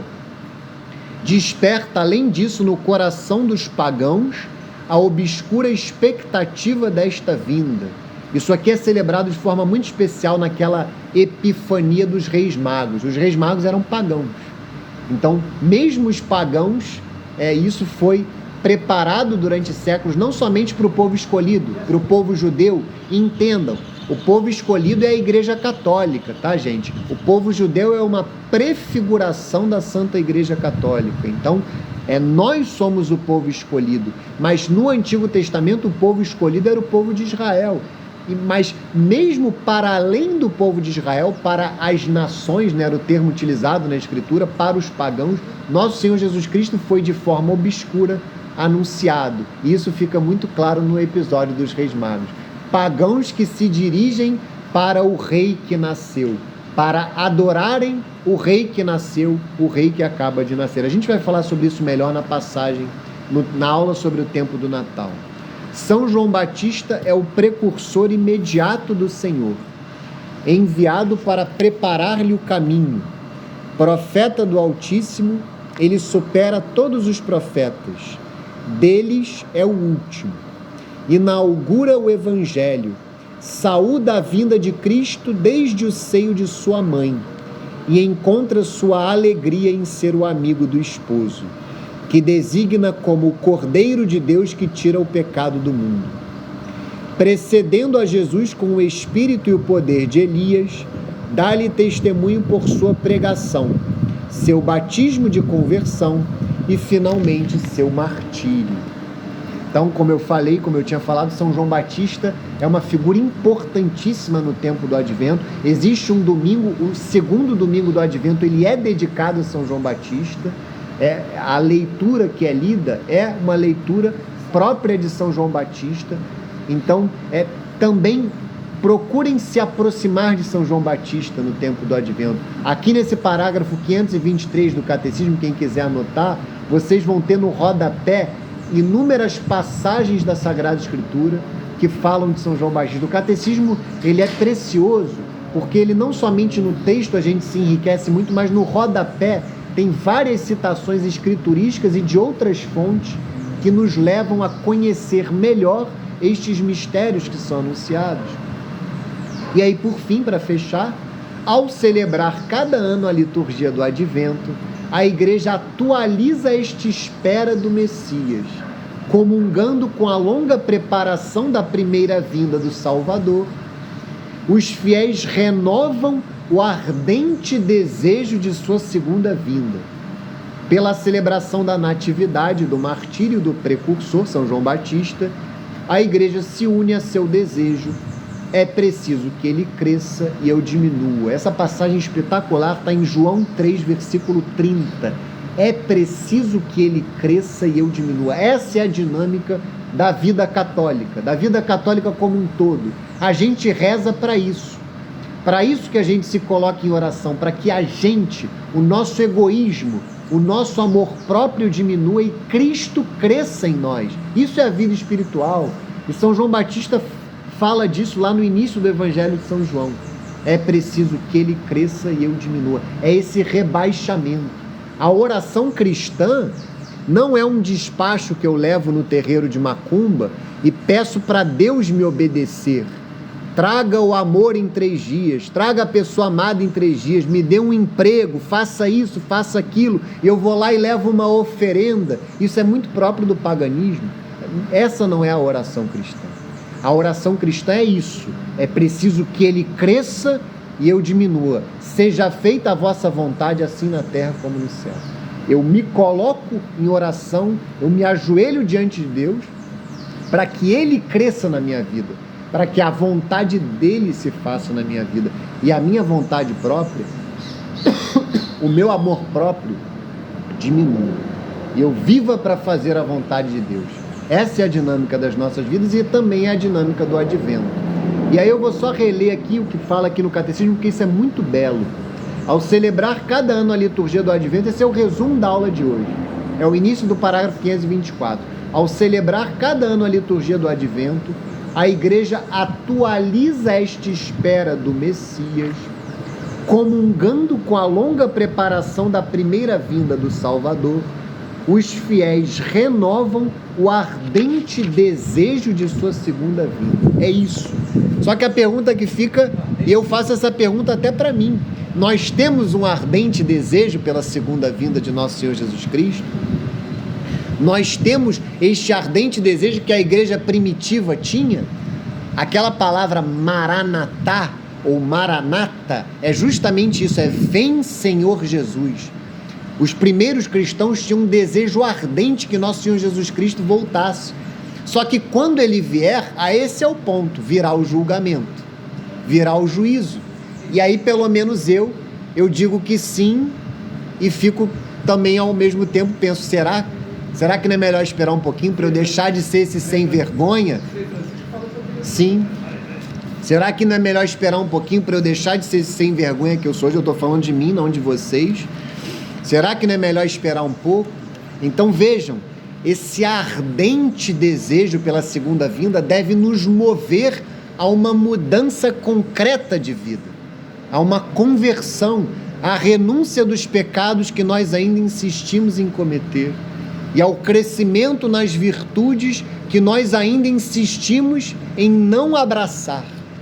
E aí eu vou ler a passagem do Evangelho de hoje. Agora a gente entra na parte da aula que a gente fala da segunda vinda. Eu falei da primeira, agora falo da segunda, que é o Evangelho deste domingo, que é uma passagem que de alguma forma não deixa de nos amedrontar. Está lá no Evangelho de São Mateus, capítulo 25, versículos 31 a 46. Mateus 25, versículos 31 a 46 é o Evangelho de hoje. Vejam que foi uma sequência, né?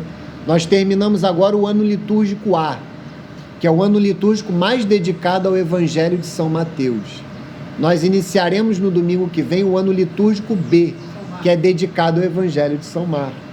Então, nos últimos 3 domingos, nós lemos 3 parábolas do capítulo 25 do Evangelho de São Mateus. A primeira, a parábola das 10 virgens, entre os versículos 1 a 13. Depois, a parábola dos talentos, que é dos versículos 14 a 30. E hoje nós leremos esta parábola, mas que não é somente uma parábola, é um anúncio concreto do que virá, quando o nosso Senhor Jesus Cristo vier na sua glória. Depois dessas passagens vocês me dizem, depois desta passagem vocês me falam, se vocês estão com um ardente desejo pela vinda de nosso Senhor Jesus Cristo hoje, pode ser inclusive durante a aula, quando o Filho do Homem voltar na sua glória e todos os anjos com ele, se sentará no seu trono glorioso. Todas as nações se reunirão diante dele e ele separará uns dos outros, como o pastor separa as ovelhas dos cabritos. Colocará as ovelhas à sua direita e os cabritos à sua esquerda. Então o rei dirá aos que estão à direita: vinde, benditos de meu Pai, tomai posse do reino que vos está preparado desde a criação do mundo. Porque tive fome e me destes de comer, tive sede e me destes de beber. Era peregrino e me acolhestes, nu e me vestistes, enfermo e me visitastes. Estava na prisão e viestes a mim. Os justos lhe perguntarão: Senhor, Quando foi que te vimos com fome e te demos de comer? Com sede te demos de beber? Quando foi que te vimos peregrino e te acolhemos? Nu e te vestimos? Quando foi que te vimos enfermo ou na prisão e te fomos visitar? Responderá o rei: em verdade eu vos declaro, todas as vezes que fizestes isso a um destes meus irmãos mais pequeninos, foi a mim mesmo que o fizestes. Ele se voltará em seguida para os da sua esquerda e lhes dirá: retirai-vos de mim, malditos, ide para o fogo eterno, destinado ao demônio e aos seus anjos, porque tive fome e não me destes de comer, tive sede e não me destes de beber, era peregrino e não me acolhestes, nu e não me vestistes, enfermo e na prisão e não me visitastes. Também estes lhe perguntarão: Senhor, quando foi que te vimos com fome, com sede, peregrino, nu, enfermo ou na prisão, e não te socorremos? E ele responderá: em verdade eu vos declaro, todas as vezes que deixastes de fazer isso a um destes pequeninos, foi a mim que o deixastes de fazer. E estes irão para o castigo eterno e os justos para a vida eterna. Então vejam, é uma passagem muito bela, né? Muito clara, e também de alguma forma dura, que nos amedronta sem dúvida nenhuma. Como diz São João da Cruz, no entardecer da vida nós seremos julgados pelo amor. No entardecer da vida nós seremos julgados pela caridade. Mas muita atenção, tá? Essa passagem não pode ser mal interpretada no sentido de que uma pessoa que não tenha fé e pratique uma aparente caridade será salva. Isso é um erro. Aqui Nosso Senhor fala porque Ele já ensinou que a fé é necessária para a salvação. A gente não pode interpretar a Sagrada Escritura, uma passagem, como se ela estivesse solta no ar, sem olhar o conjunto. E quem interpreta a Sagrada Escritura é a igreja, tá, gente? Não somos nós. O que eu faço aqui quando eu interpreto é com a igreja.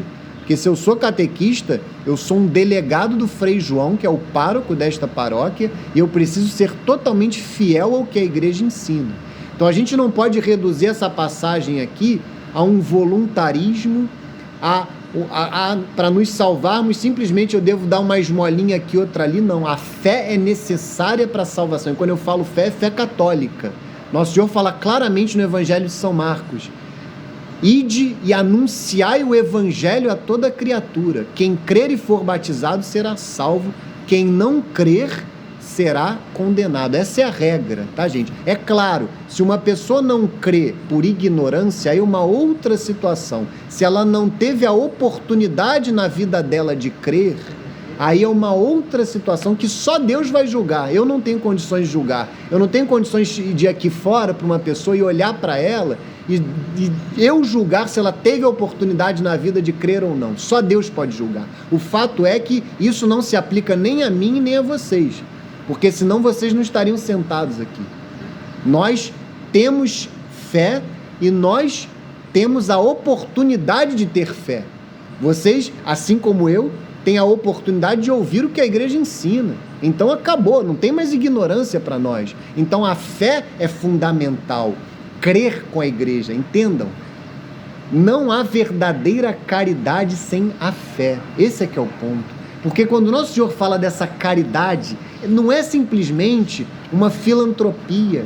A caridade é quando eu amo unido a Cristo. Então eu preciso crer em Cristo para me unir a Ele, para amar com Ele. É um amor que é sobrenatural, não é nosso, é uma graça de Deus. E só é possível fazer isso quando a gente se une a Cristo através da fé. Só reza quem tem fé. Então a gente se une a Cristo através da fé e da oração concreta, porque a oração nada mais é que uma fé exercida. A oração é o exercício da fé. Então eu me uno a Cristo e amo unido a Ele. E Ele é que ama em mim. Por isso é que São Paulo vai falar: eu vivo, mas não eu. É Cristo que vive em mim. A minha vida eu a vivo na fé, crendo no Filho de Deus que me amou e por mim se entregou. Então isso tem que estar muito claro para vocês. A necessidade da fé. A necessidade de que as pessoas creiam com a Igreja Católica. A necessidade de que as pessoas sejam católicas. A necessidade de que as pessoas creiam em tudo que crê e ensina a Santa Igreja Católica. E nessa fé elas vivam e morram. Porque não é só crer agora, é crer até o fim das nossas vidas. É morrer na fé, perseverar na fé. E essa passagem ela é tão bela que ela fala das obras de misericórdia corporal. Eu falei disso na semana passada, mas eu lembro agora. Quais são as obras de misericórdia corporal? Aqui no compêndio a gente tem lá na página, no meu aqui na 183 no fim, mas eu vou ler para vocês. Vejam que das 7 obras de misericórdia corporal, 6 estão nesta passagem. Vamos lá. Dar de comer aos famintos é a primeira. Dar de beber aos sedentos. Vestir os nus. Acolher os peregrinos. Visitar os enfermos. Visitar os encarcerados. E, por fim, a única que não está, sepultar os mortos. Estas são as 7 obras de misericórdia corporal. E a nossa vida de caridade, ela deve sim se orientar, girar em torno, a nossa vida de caridade material, ela deve girar em torno destas 7 obras de misericórdia corporal, sem dúvida nenhuma. Mas aí tem o ponto fundamental, que são as obras de misericórdia espiritual, que estão acima destas 7 obras de misericórdia corporal. E as obras de misericórdia materiais, corporais, elas precisam advir, elas precisam se originar de uma vida espiritual concreta, de uma vida de fé concreta, e isso será decisivo para a nossa salvação no final. Então, quais são as 7 obras de misericórdia espiritual? Aconselhar os duvidosos, ensinar os ignorantes. Vejam, ensinar os ignorantes é uma obra de misericórdia espiritual. E aqui, gente, entendam, isso aqui é ensinar sobre a fé. A gente não vai poder chegar lá diante de Nosso Senhor, eu ensinei aritmética para muita gente. Não, não é isso, é ensinar sobre a fé. É sobre a fé, é dar os rudimentos da fé, é ensinar a fé em especial, claro, para aqueles que são casados e têm filhos, né? Principalmente para os nossos filhos, para aqueles que estão sob a nossa responsabilidade. Aconselhar os duvidosos, ensinar os ignorantes, admoestar os pecadores. Então, uma pessoa está em pecado e você admoesta esta pessoa que ela saia do pecado. Consolar os aflitos, perdoar as ofensas. Essa 6ª aqui é muito boa. Suportar pacientemente as pessoas incômodas. Vejam, suportar os chatos é uma obra de misericórdia espiritual. Então, nós somos chatos na vida de muitas pessoas. A gente tem que ter essa consciência. O Padre Léo dizia, ele usava um termo interessante, nós somos estrupícios para muitas pessoas. E muitas pessoas são estrupícios para nós. Mas são essas pessoas que eu tenho que amar de uma forma toda especial, suportá-las com paciência. E às vezes essas pessoas, não sejamos ingênuos, às vezes essas pessoas aqui, a minha esposa que não me ouça, mas serão as pessoas com quem nós somos casados, serão as pessoas que vieram de nós, no caso, os nossos filhos. A vida familiar, viver essa 6ª obra de misericórdia espiritual na vida familiar é uma lição de vida, é a solução para os casamentos, que tantos deles acabam hoje, infelizmente, é uma solução para muitos casamentos. E por fim, a mais importante de todas, rezar a Deus pelos vivos e pelos mortos. Então vejam, a oração é uma obra de misericórdia espiritual. Então aqui está muito claro que a gente, para ser salvo, a gente tem que ter a fé, tem que ter a esperança, esperar em Deus e a caridade. E só assim nós seremos salvos, em regra. Mas sim, São João da Cruz, é claro, o doutor da igreja está certíssimo, no entardecer da vida nós seremos julgados pelo amor. A maior das virtudes teologais, a maior de todas as virtudes é o amor, é a caridade. E a gente deve sim amar concretamente a Deus sobre todas as coisas e ao próximo como a nós mesmos, por amor a Deus. Então essa é a segunda vinda de Nosso Senhor. A Santa Igreja Católica crê, e nós com ela, que no final dos tempos nosso Senhor Jesus Cristo virá como um rei na sua glória e nos julgará. Mas entendam, se nós morrermos antes disso, é possível e é até provável que nós aqui morramos antes disso, é possível, não posso dizer que quando nosso Senhor virá, porque nós não sabemos, mas o fato é que se nós morrermos antes disso, nós teremos um juízo particular, que será este aqui, mas particular, apenas para nós. E no final dos tempos, sim, essa é a fé da igreja, haverá um juízo universal. Todos serão julgados. Então, aqueles que já foram julgados, e aí quando a gente é julgado, o padre Paulo Ricardo ensina isso na homilia que eu mandei para vocês hoje. Quando nós somos julgados no nosso juízo particular, o juízo não muda, tá, gente? É o mesmo. A diferença é que ele era particular e ele se torna universal. E aí o padre Paulo Ricardo vai explicar na homilia de hoje o porquê. Por que é necessário, além do juízo particular, ter um juízo universal. E além disso, nós cremos que haverá a ressurreição da carne. Tanto para os salvos como para os condenados, todos ressuscitarão na carne. Ou seja, os nossos corpos que estão lá enterrados, aqueles mesmos corpos ressuscitarão. E nós não estaremos mais apenas com as nossas almas, né? Que é o que acontece. A morte, o que é a morte? É a separação da alma do corpo. E aí a nossa alma é julgada no juízo particular. E aí a nossa alma encontra o seu destino eterno, seja no inferno, na condenação ao inferno, ou quando ela é salva, ou ela vai direto para o céu, que é o caso daqueles que atingiram a santidade nesta vida, ou os salvos passam pelo tempo do purgatório, que é um tempo de purificação para chegar ao céu. A maioria das pessoas salvas, entendam isso, passarão pelo purgatório. A grande maioria das pessoas. Direto para o céu vão aquelas que atingem de fato a santidade nesta vida. Mas quem está no purgatório já está bem, já está salvo. Então, nós devemos buscar a salvação. Com a graça de Deus, continuamente, com a nossa vida de cada dia, nós devemos buscar a salvação e lutarmos muito para nos mantermos em estado de graça. Esse é o ponto. O que é o estado de graça? É o estado de amizade com Deus. É o estado da pessoa que não está com pecado mortal. Então, eu já mandei no grupo algumas vezes para vocês, já mandei até para alguns alunos individualmente, exames de consciência. Ali está o que é necessário para nós vivermos em estado de graça. E se eventualmente vocês caírem em pecado, por favor, não deixem de se confessar. Não deixem de se confessar o quanto antes. Eu estarei sempre à disposição, não para confessar vocês, porque eu não sou padre, mas eu estarei sempre à disposição de vocês para mandar exame de consciência, para indicar bons sacerdotes. O Frei João aqui, o nosso pároco, é um ótimo confessor, porque ele é disponível, ele dá bons conselhos. Lá no Centro Dom Bosco a gente tem missa lá e os padres estão sempre à disposição para confessar também, terça, quinta e sexta. Então, fiquem muito à vontade. Eu conheço muitos padres, então...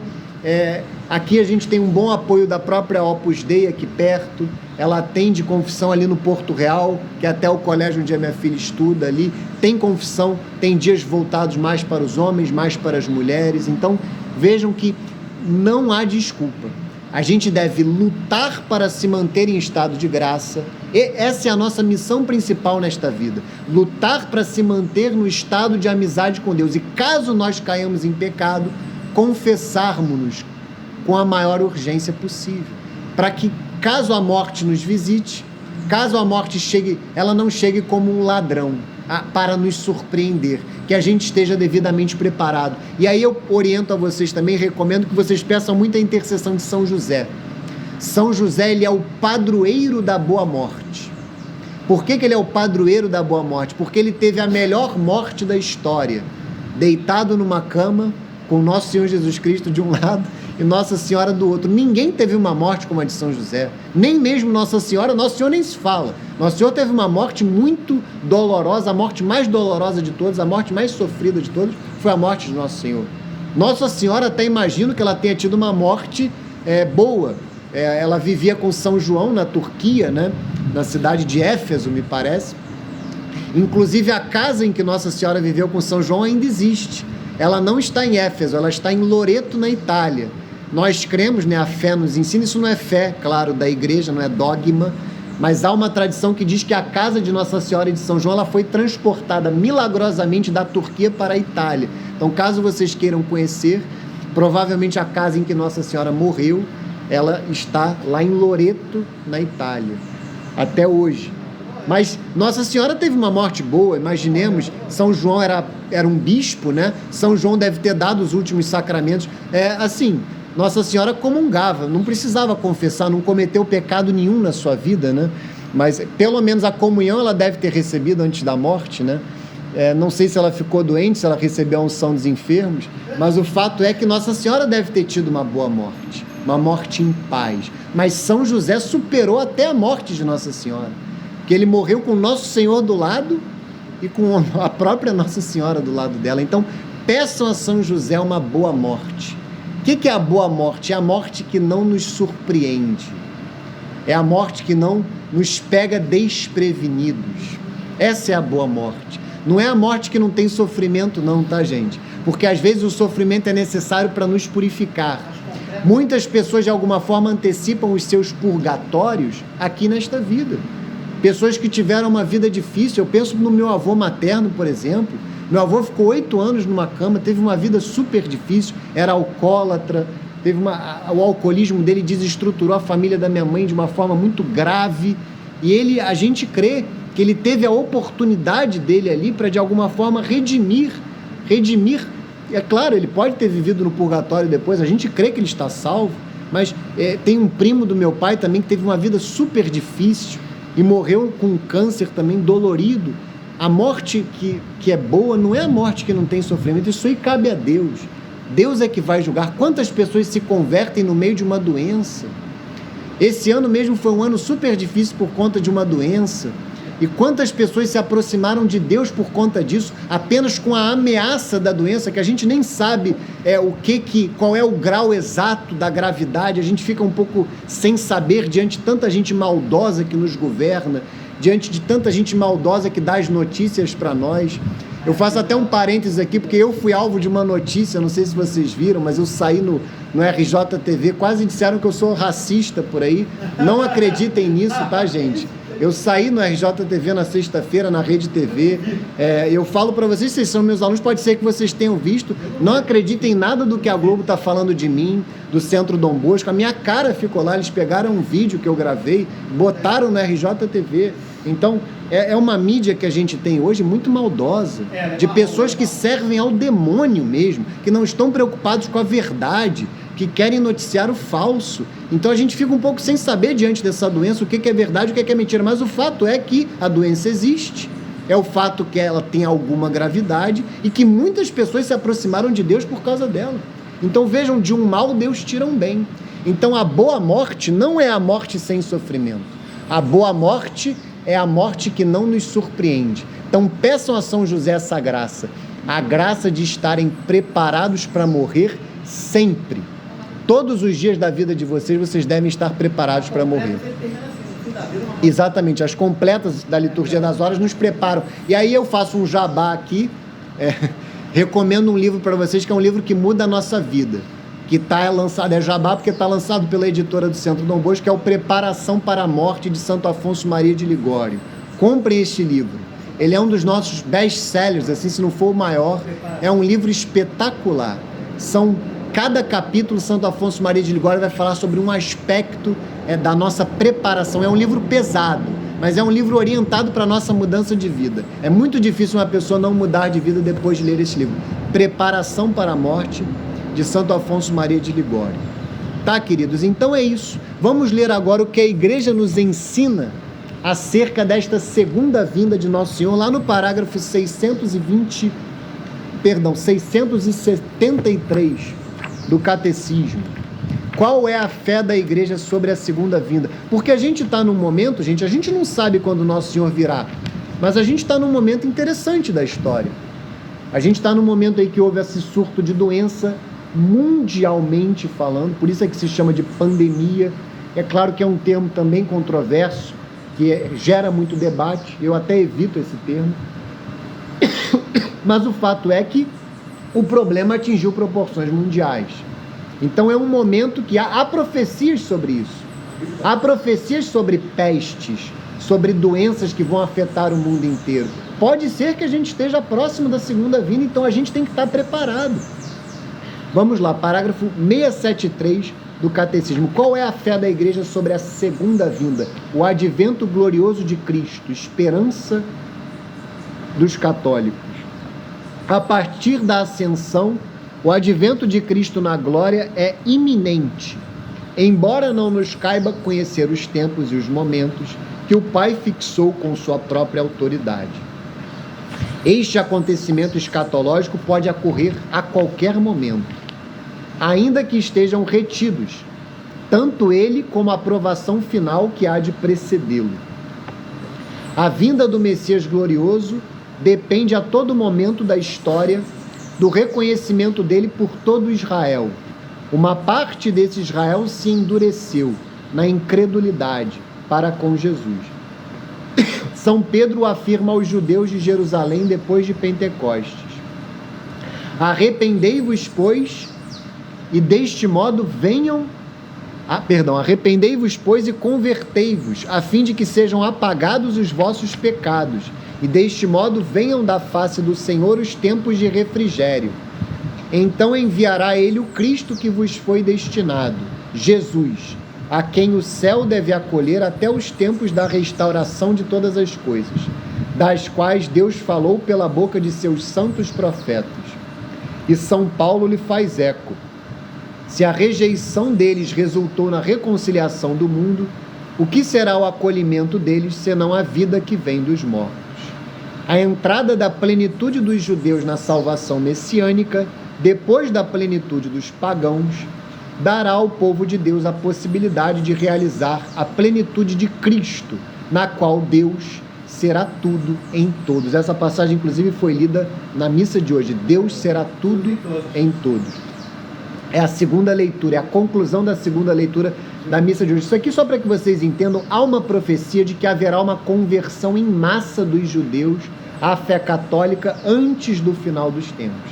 Antes da parousia, muitos judeus se converterão à fé católica. Então rezemos pelos judeus, tá? Não caiam num erro que às vezes é propagado até por supostos católicos, de que os judeus não precisam se converter. Isso é um erro crasso.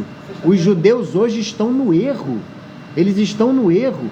A partir do momento que nosso Senhor Jesus Cristo se revela, e revela o Espírito Santo, e eles não acolhem o Deus unitrino, eles estão no erro, e eles precisam se converter. Eles precisam se converter ao catolicismo. Então peçam a Deus essa graça. Rezem pelos judeus, para que eles se convertam, para que eles estejam na verdade e saiam do erro. Porque haverá essa profecia antes do final dos tempos, de que muitos judeus se converterão. Assim como muitos pagãos se converteram lá no início do cristianismo, e é isso que está escrito aqui, a plenitude dos pagãos. Nós, inclusive, somos católicos hoje porque pagãos se converteram aqui no Brasil. E os portugueses trouxeram a fé católica para cá. Então, agora chegou o momento, ou daqui a pouco, ou em algum momento, chegará o tempo de muitos judeus acolherem a fé católica. Esta é uma profecia que está na Sagrada Escritura, mais especificamente em São Paulo. E aí chega aqui a aprovação derradeira da Igreja. Aí eu peço que vocês tentem identificar o que eu vou ler aqui com o que a gente vive hoje, porque de alguma forma tem alguma relação, mesmo que a gente ainda esteja no início desse tempo. Antes do advento de Cristo, a Igreja deve passar por uma provação final, que abalará a fé de muitos crentes. A perseguição que acompanha a peregrinação dela na terra desvendará o mistério de iniquidade sob a forma de uma impostura religiosa, que há de trazer aos homens uma solução aparente a seus problemas à custa da apostasia da verdade.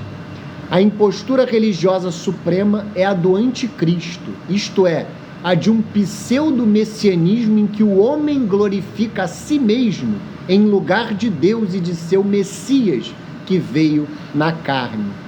Esta impostura anticrística já se esboça no mundo, toda vez que se pretende realizar na história a esperança messiânica, que só pode realizar-se para além dela, por meio do juízo escatológico. Mesmo em sua forma mitigada, a igreja rejeitou esta falsificação do reino vindouro sob o nome de milenarismo, sobretudo sob a forma política de um messianismo secularizado, intrinsecamente perverso. Isso aqui é uma frase, essa última, parágrafo 676, isso é uma citação de uma encíclica do Papa Pio XI, que é a Divini Redemptoris, em que ele condena inclusive o socialismo e o comunismo, tá? Por isso é que ele vai falar de um messianismo que se realiza na história, porque essa é a promessa do comunismo, essa é a promessa do socialismo, um mundo perfeito aqui neste mundo. É claro que a gente sabe que a intenção deles muitas vezes não é essa, mas essa é a propaganda, é isso que eles vendem. Então aqui isso é condenado pela igreja. O céu não se realiza aqui. Esse é o problema, inclusive, da teologia da libertação. Não sei se já ouviram falar, que é um erro gravíssimo, que infelizmente está muito difundido aqui na igreja da América Latina. A teologia da libertação também fala que a libertação do homem acontecerá na história, e não. A nossa libertação, a vida eterna é no céu, com Deus. Não é agora. Não é agora. Então vejam, esta apostasia da verdade, esta glorificação do homem, um humanismo ateu, materialista, a gente já vive isso hoje. Já são sinais dos tempos para nós. Sinais de que pode ser que nosso Senhor Jesus Cristo esteja próximo.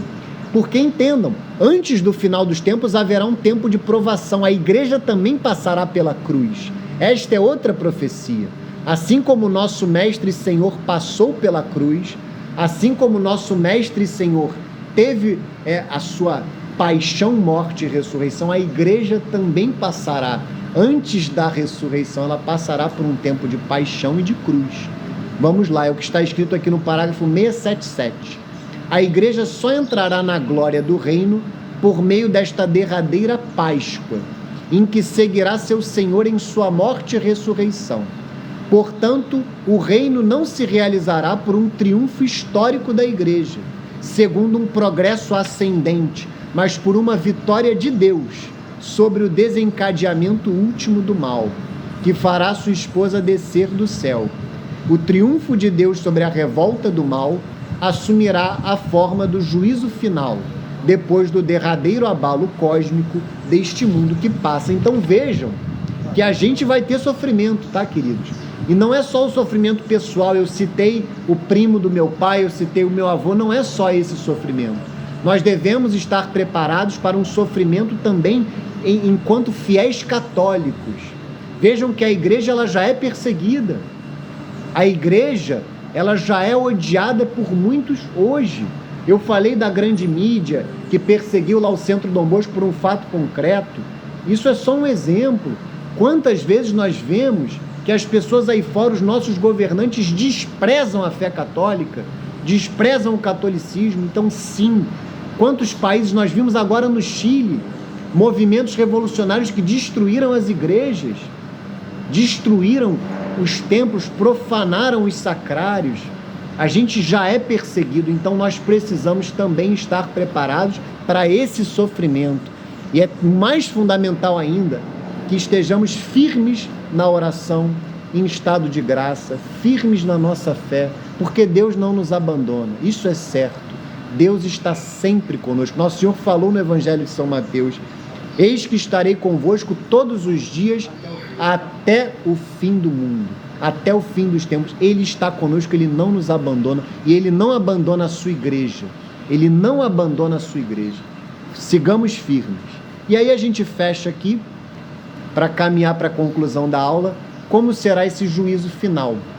O que a igreja diz para nós? Esse juízo final que Nosso Senhor falou nessa passagem que eu acabei de ler, o que a igreja diz para nós desse juízo final? São os parágrafos 678 e 679 para a gente fechar. Na linha dos profetas e de João Batista, Jesus anunciou em sua pregação o juízo do último dia. Então será revelada a conduta de cada um e o segredo dos corações. Será também condenada a incredulidade culpada, que fez pouco caso da graça oferecida por Deus. A atitude em relação ao próximo revelará o acolhimento ou a recusa da graça e do amor divino. Jesus dirá no último dia: cada vez que o fizestes a um desses meus irmãos mais pequeninos, a mim o fizestes. Cristo é Senhor da vida eterna. O pleno direito de julgar definitivamente as obras e os corações dos homens pertence a Ele, enquanto Redentor do mundo. Ele adquiriu este direito por sua cruz. O Pai entregou todo o julgamento ao Filho. Ora, o Filho não veio para julgar, mas para salvar, e para dar a vida que está nele. É pela recusa da graça nesta vida que cada um já se julga a si mesmo, recebe de acordo com suas obras, e pode até condenar-se para a eternidade ao recusar o espírito de amor. Então vejam, Deus se fez homem. Deus se fez homem para nos salvar. Deus viveu entre nós e deu a sua vida por nós para nos dar a vida eterna. E com tristeza nós olhamos aí fora quantas pessoas não reconhecem nosso Senhor Jesus Cristo como Deus. Quantas pessoas não reconhecem o seu sacrifício. Quantas pessoas rejeitam nosso Senhor Jesus Cristo. E isso deve nos entristecer. Nossa Senhora em Fátima, já falei muito dela hoje, mas não tem como não falar. Nossa Senhora em Fátima falou que a gente tem que rezar e fazer penitência pelos pecadores. Quem são os pecadores? São as pessoas que não creem em nosso Senhor Jesus Cristo, que não reconhecem nosso Senhor Jesus Cristo como Deus e não vivem para Ele, e consequentemente não amam nosso Senhor, não amam o próximo por amor a Ele. É por essas pessoas que nós devemos, entendam que essa é a maior pobreza que há no mundo, é a pobreza de nosso Senhor Jesus Cristo. Quem não o conhece é a pessoa que é digna da maior das compaixões, e é por essas pessoas que a gente tem que rezar, é por essas pessoas que a gente tem que fazer penitência, se sacrificar, é por essas pessoas que a gente tem que tomar coragem e anunciar o Evangelho, e pregar nosso Senhor Jesus Cristo e fazer apostolado. Esse é o apostolado que Deus espera de nós, a começar pelas nossas famílias. O nosso apostolado começa no ambiente. Eu sei que é difícil, eu sei que o profeta não é bem aceito na sua terra, como nosso Senhor mesmo não foi em Nazaré. Se ele não foi aceito, e nós? O que esperar de nós? É claro que não seremos, é claro que será difícil, mas façamos apostolado. Façamos um apostolado concreto nas nossas famílias, com os nossos pais, nossos irmãos, nossas esposas, esposos, nossos filhos. Façamos um apostolado concreto com as nossas namoradas, com os nossos namorados, nossos noivos e noivas. Façamos um apostolado concreto no nosso ambiente de trabalho, através do nosso trabalho e na nossa vida social, com os nossos amigos. Infelizmente, algumas amizades não dá para manter, pelo menos por um tempo. Não dá para a gente ficar com amigos que nos levam para o pecado, mas quando a gente tiver a oportunidade de anunciar nosso Senhor na nossa vida social, os pequeninos são esses, no final das contas. Os pequeninos são aqueles que não conhecem nosso Senhor. E é isso que nós celebraremos no tempo do Advento. A aula foi sobre o Advento, eu acabei falando sobre muitos assuntos, mas só para fechar num ponto só, no domingo que vem nós iniciaremos um tempo litúrgico voltado para a preparação para a vinda de nosso Senhor Jesus Cristo. E esse tempo litúrgico, ele marca o início do ano litúrgico, o início do próximo ano, que é sempre o mais importante. Qual é o ano mais importante? É esse que vai começar agora. Então a gente tem que se preparar para celebrar a primeira vinda de nosso Senhor Jesus Cristo, para estar preparado para a segunda, a vinda no final dos tempos. E como nós fazemos isso? Através da preparação para a terceira vinda de nosso Senhor Jesus Cristo. A terceira vinda que acontece hoje. Se vocês não estiverem atentos para a terceira vinda de nosso Senhor, vocês não estarão preparados para celebrar a primeira e muito menos para a segunda, que virá a qualquer momento. A terceira vinda é o Cristo que espera por vocês no hoje da vida de vocês. É o Cristo que espera por vocês na hora da oração, que muitas vezes nós não fazemos. Ele está a esperar por nós, a nos chamar para a oração, e muitas vezes nós deixamos de rezar e ele fica lá à espera. É o Cristo que nos espera no seio das nossas famílias. Servir a Cristo nas nossas famílias é fundamental. O Padre Paulo tem uma imagem belíssima. Ele fala, quando a gente abre a porta da nossa casa, é como se a gente estivesse a entrar na capela do Santíssimo. É como se fosse a porta, a chave que entra para o sacrário, porque ali está nosso Senhor Jesus Cristo. Eu preciso encontrar Cristo na minha esposa. Eu preciso encontrar Cristo nos meus filhos.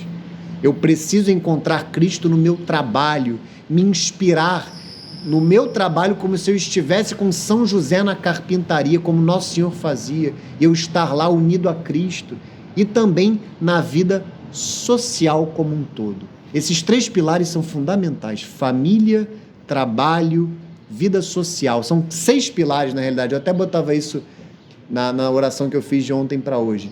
São 6 pilares: oração, estudo orientado para a busca da verdade, cada um dentro da sua ciência, mas também o estudo da doutrina, que é o mais importante, o estudo da palavra de Deus, oração, estudo e apostolado. Esses 3 pilares, oração, estudo e apostolado. E tem outros 3, onde estes 3 desabrocham, se manifestam: família, trabalho, vida social. É aqui que nós devemos servir nosso Senhor Jesus Cristo: família, trabalho, vida social.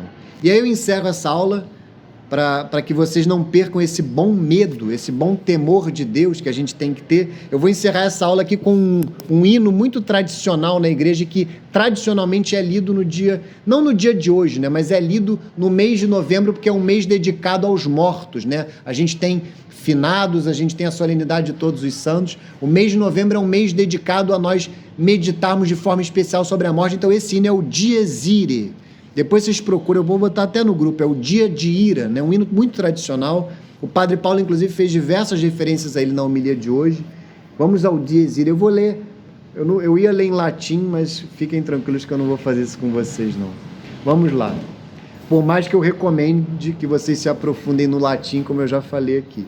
Dia de cólera, o dia que tudo em cinzas fará, Dilo, Davi e a Sibila.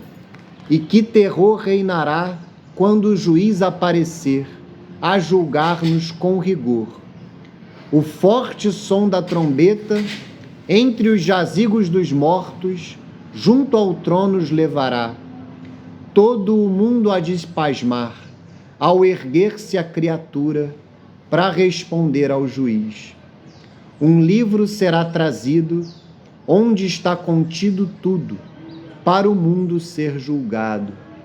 Quando o juiz se sentar, tudo será revelado, sem nada ficar impune. Que direi, pobre de mim? A quem hei de recorrer, se o justo está mal seguro? Rei tremendo em majestade, que por favor nos salvais, salvai-me, tende piedade. Lembrai-vos, Jesus piedoso, que por mim do céu descestes, não me percais nesse dia. Cansaste-vos a buscar-me e sofrestes ao remir-me, não seja em vão tanta dor. Justo juiz do castigo, dai-me a graça do perdão, antes do dia do juízo. Gemo e choro como réu, sinto o pejo do pecado, peço que me perdoeis. Vós que absolvestes Maria e ouvistes o bom ladrão, também me destes a esperança. Não mereço ser ouvido, mas vós que sois a clemência, livrai-me do fogo eterno. Colocai-me entre as ovelhas, separado dos cabritos, pondo-me à vossa direita. Confundidos os malditos e entregues ao fogo eterno, chamai-me com os eleitos. Rogo, humilde suplicante, de coração feito em cinza, que cuideis do meu destino.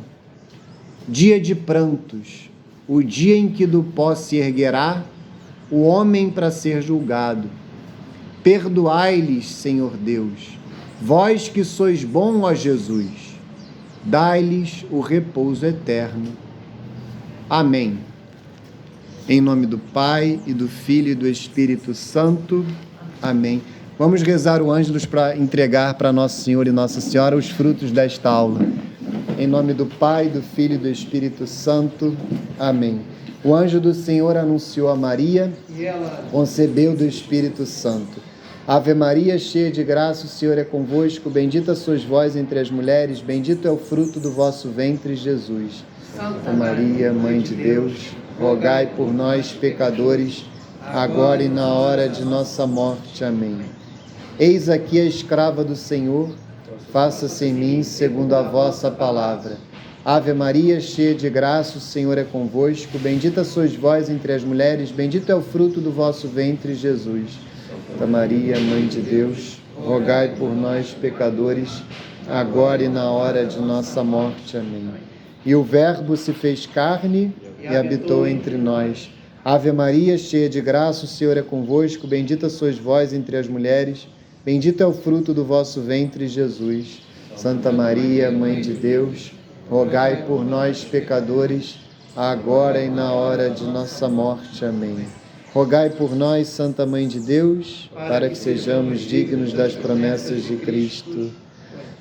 Oremos, infundi, Senhor, como vos pedimos, a vossa graça em nossas almas, para que nós, que pela anunciação do anjo conhecemos o mistério da encarnação de Cristo, vosso Filho, cheguemos por sua paixão e morte na cruz, à glória da feliz ressurreição. Pelo mesmo Cristo, Senhor nosso. Amém.